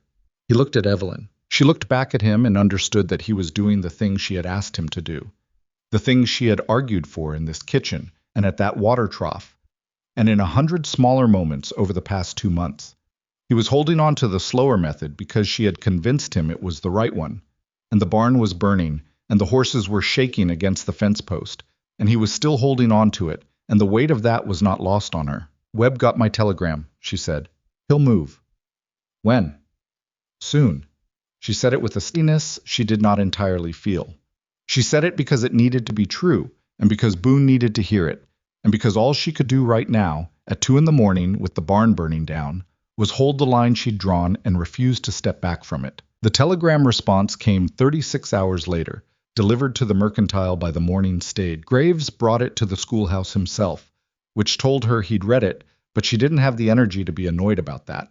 She read it standing at the schoolhouse door. Webb wrote in the clipped, efficient language of a man who communicated by telegram often enough to have internalized its economy. He had received her previous communications. The investigation had been formally opened 4 days ago. He was traveling to Hollow Creek personally with 2 deputy marshals. He would arrive Thursday. She was to take no further independent action. She read it twice. Then she went and sat down at her desk and put her head in her hands for a moment, not crying, just letting the relief move through her in the unsatisfying, complicated way that relief always moves through a person who's been tense for too long. It didn't feel like victory. It felt like the removal of one very specific pressure, which left all the other pressures still present and suddenly more visible. She brought the telegram home to Boone. He read it standing at the kitchen counter, still in his work coat. Then he set it on the table and said, "Thursday. Thursday. That's 2 days." "Yes." He looked at the telegram for another moment. Then, "I need to rebuild the barn." She almost laughed. It came out as something that was halfway there. A short exhale that had more feeling in it than a full laugh would have. "Yes," she said. "You do." It was the most ordinary thing he could have said, and it was exactly right, and that was the thing about Boone Mercer that she had not expected when she got off that train. Not his stubbornness, which she'd been prepared for, not his practicality, which was obvious, but his specific gift for knowing when to keep his feet on the ground, when to stop looking at the horizon and look at the thing in front of him that needed doing. She had spent 2 years in New York looking at the horizon, at the appeal she was going to file, at the case she was going to win, at the life she was going to reclaim, and in doing so, she had failed to rebuild the smaller things while she still could. She had let everything burn waiting for the one large fire to be put out. She was not going to do that again. "I'll help," she said, "after school." Marshal Aldous Webb arrived in Hollow Creek on a gray Thursday afternoon with 2 deputy marshals named Ortega and Finch, and they came in without announcement. No stage, no fanfare. 3 men on horses who came up the main street like they were passing through and stopped at the Mercantile for directions, and were at Boone's ranch before anyone in town had quite registered that they were there. Webb shook Boone's hand and Evelyn's hand and accepted coffee and sat at the kitchen table with the same still attentiveness he'd shown in his Helena office, and he told them what they needed to know in the same economical way. The federal investigation had been formally opened against Gideon Voss on charges of mail fraud, interference with interstate commerce, and conspiracy to commit land theft. The railroad documents Thomas Reedy had provided were sufficient, combined with Evelyn's financial analysis and Jonas Whitfield's signed statement, to obtain a federal warrant. There were, Webb said, looking at Evelyn, also indications that Voss's methods had been used in 2 other counties over the past decade, which meant the case was larger than Hollow Creek and had attracted attention from the federal attorney's office in Washington. "Larger," Evelyn said, significantly. Webb set down his coffee. "You built a local case. What you actually found is the tail end of a pattern that goes back 15 years and across 3 territories." He paused. "The barn fire helped, as it happens. Arson is a federal charge when it's part of an interstate scheme, and Voss was sloppy with the accelerant. His man left a boot print in the mud at the east fence line that matches a boot type sold exclusively at one supplier in the territory, and we have a purchase record." Boone said nothing. He turned his coffee cup slowly on the table. When do you move? Evelyn asked. Tomorrow morning, Webb said. Early. She nodded.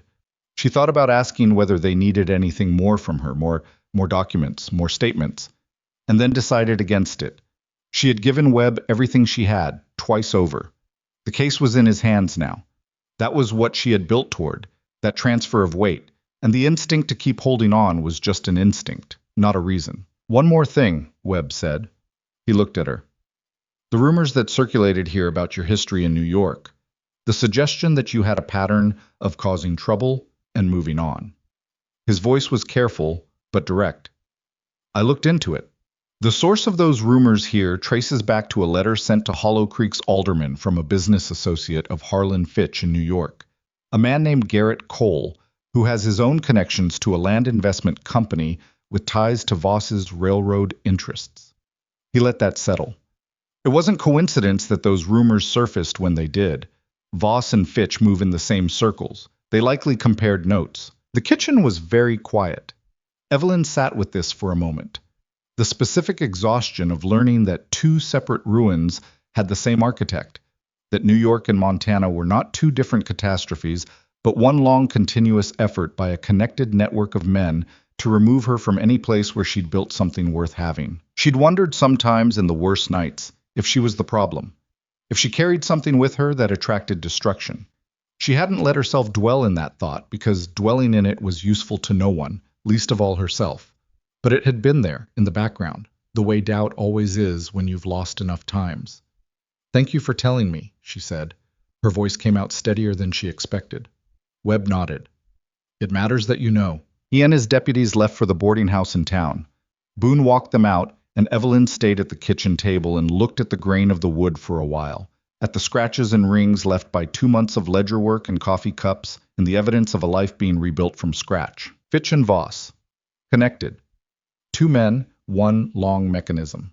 She thought about all the other women who might have intersected with that mechanism and not found their way to a kitchen table with enough evidence to call a federal marshal. She thought about Jonas Whitfield's face and Thomas Reedy's cut and Cal's hand. She thought about the children in the schoolhouse, the ones who'd kept coming and the one who'd been pulled out. She thought about this version of herself who had gotten off the train at Hollow Creek platform in tears, with one suitcase and no particular plan except forward, because backward was gone. That woman had not known she was walking into the continuation of something that had started in New York. She had thought she was running away from one thing. She had actually, without knowing it, walked directly toward the place where she could finish it. There was something in that. She wasn't sure it was comfort exactly. Maybe just coherence. A shape to things that she hadn't been able to see while she was in the middle of it. Boone came back in from walking the marshals out and looked at her at the table and said, "You all right?" "Yes," she said. And then, because he'd earned the fuller answer, Voss and Fitch knew each other. The rumors here, they came from New York. It wasn't random. It was the same machinery. Boone sat down across from her. He looked at her steadily, and he didn't say "I'm sorry" because he'd already said that once, and he was not a man who repeated himself on things that mattered. What he said was, "So you stopped both of them." She looked at him. "We haven't stopped anyone yet. Tomorrow." "Tomorrow," he agreed. "But you built what tomorrow needs to happen." She didn't argue with that. Gideon Voss was arrested on a Friday morning at his property, with Webb and both deputies and the sun barely up over the eastern ridge. Evelyn wasn't there. She was at the schoolhouse, because it was a school day and there were 7 children who needed their lessons, and she had decided when she lay awake Thursday night thinking about it, that the most honest thing she could do on the morning that Voss was arrested was to be doing the work she'd said she was doing all along. She found out about the arrest from Ellen Whitfield, who came to the school at 10 in the morning looking like she'd run part of the way, which she had. "They took him," Ellen said from the door, slightly breathless. "Webb and his men, an hour ago. He's in federal custody." She stopped. "It's done." The 7 children in the room had stopped their work and were watching the 2 women at the door. One of them, a boy named Henry, who was 10 years old and whose father had lost a supply contract 2 years ago, said, "Does that mean the bad man's gone?" Evelyn looked at him. "Yes," she said. "That's what it means." The trial took 3 months. It was held in Helena, not in Hollow Creek, because Voss's lawyers argued successfully that a local venue was prejudiced, which was true, but not in the direction they meant. Webb testified. Ortega testified. Jonas Whitfield sat in the witness box for 4 hours on a Tuesday and gave his account in the flat, specific way of a man who has had 2 years to remember every detail. And when Voss's lawyers tried to suggest he was confused about dates and amounts, Jonas looked at them with the patience of someone who has gone over those numbers in his own head more times than they had and said simply, "I'm not confused."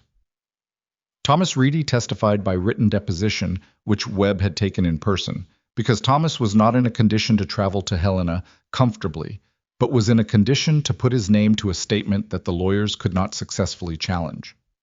Silas, the young ranch hand who had come to the schoolhouse door with his hat in both hands, testified in person, in a voice that shook slightly but did not stop. Evelyn testified for 2.5 hours. She brought her copies of the financial records, the cross-referenced ledger analysis, the timeline she had built over 2 months of work at the kitchen table. Voss's lawyers tried 3 different lines of attack: her credibility, her methods, the suggestion that she had a personal vendetta stemming from the New York situation. The judge cut off the third line after 10 minutes when it became clear the lawyers were attempting to introduce material that had no evidentiary relevance to the charges before the court. Evelyn sat in that witness box and answered every question with the steady, documented precision of a woman who had spent 2 months making sure she would never be in a position of saying something she could not prove. She was not perfect on the stand. Her voice cracked once, briefly, when the lawyer asked about the barn fire and she described hearing the horses screaming. She didn't try to smooth it over. She just waited a moment and continued. Voss was convicted on 11 counts. Federal prison, with a sentence that meant he was not coming back to the Hollow Creek Valley in any meaningful time frame. 3 railroad officials were separately charged and convicted of fraud and conspiracy. Deputy Hicks resigned before he could be charged and left the territory. Barton Walsh at the bank, who had been quietly directing Boone's payments into Voss's account for 2 years, was charged with embezzlement and fraud and did not contest the charges. Harlan Fitch in New York was a separate matter and a longer road, but Webb had passed the relevant documentation to federal authorities in New York as a courtesy. And when Evelyn received a letter from a federal investigator in New York 6 weeks after the Hollow Creek verdict, asking if she would be willing to provide testimony regarding her own experience with Fitch's methods, she sat with that letter for a full day before she wrote back. Then she wrote back, yes. She would not go to New York in person. That was a line she drew clearly and without apology. That city had taken enough from her, and she owed it nothing more of herself. But she would give a deposition. She would put her name to what she knew. She would do for whoever came after her what no one had done for her when she needed it.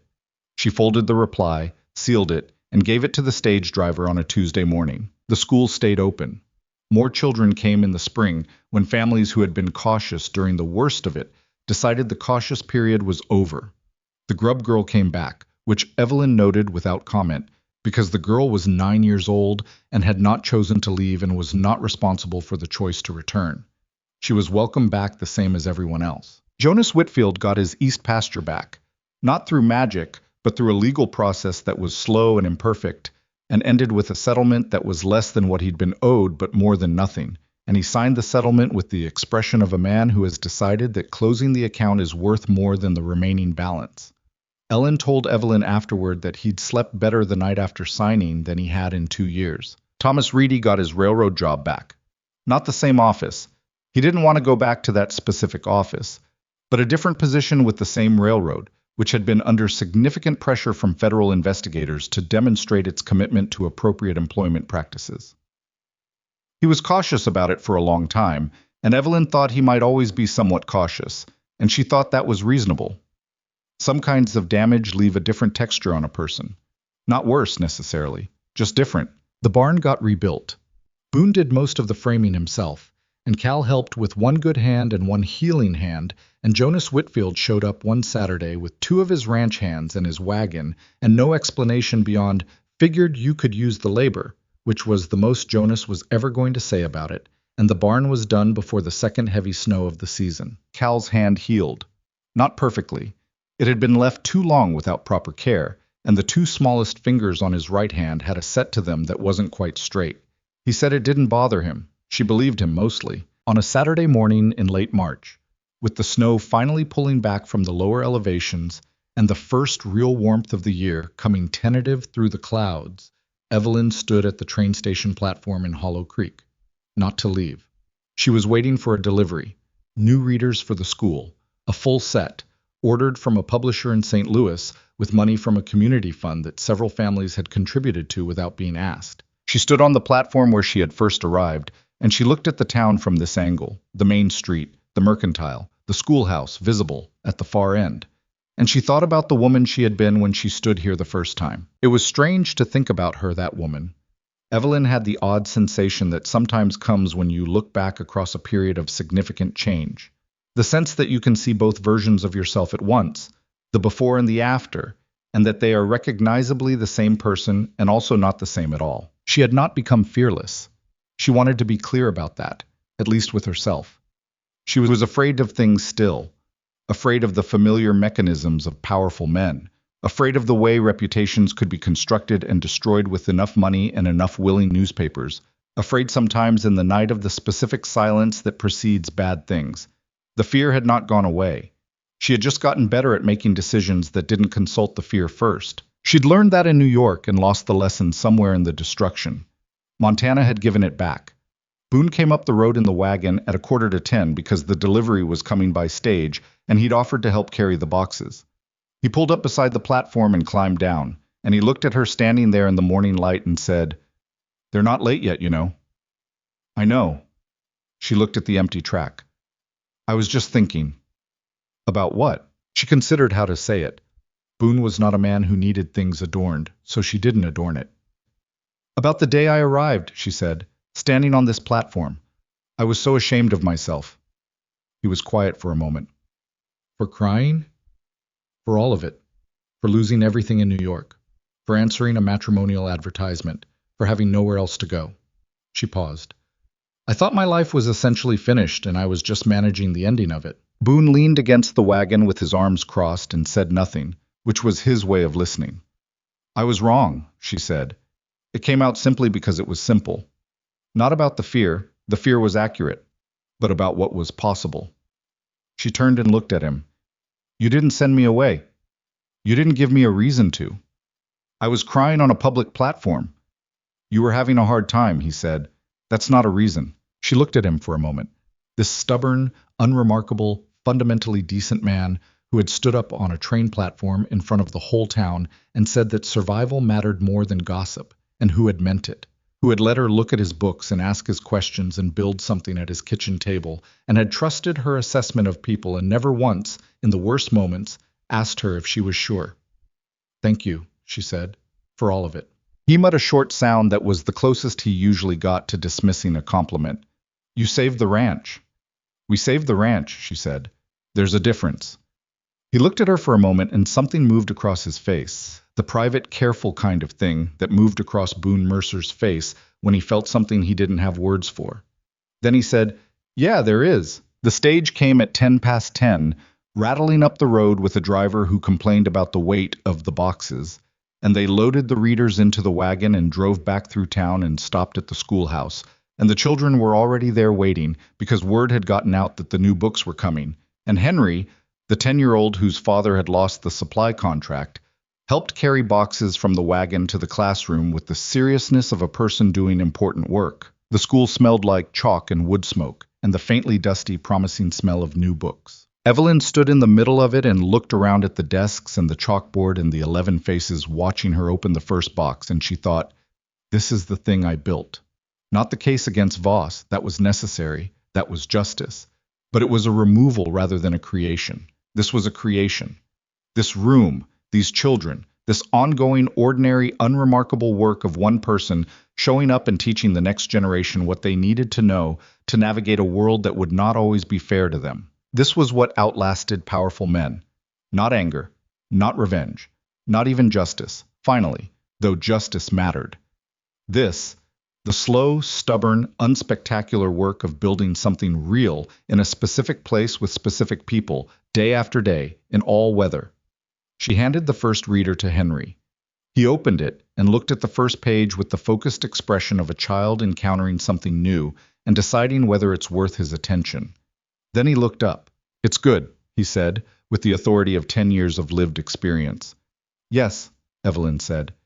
"It is." Outside the schoolhouse window, the March sky was the pale clear blue of a world that has come through something difficult and is tentatively, carefully, with no guarantees, beginning again. The snow was melting off the mountains in thin, bright lines of snowmelt that would feed the creek. Her creek, she'd started thinking of it that way. The one she'd stood in the mud beside at 5:30 in the morning, with her boots sinking and her sleeves rolled up, looking for what wasn't there.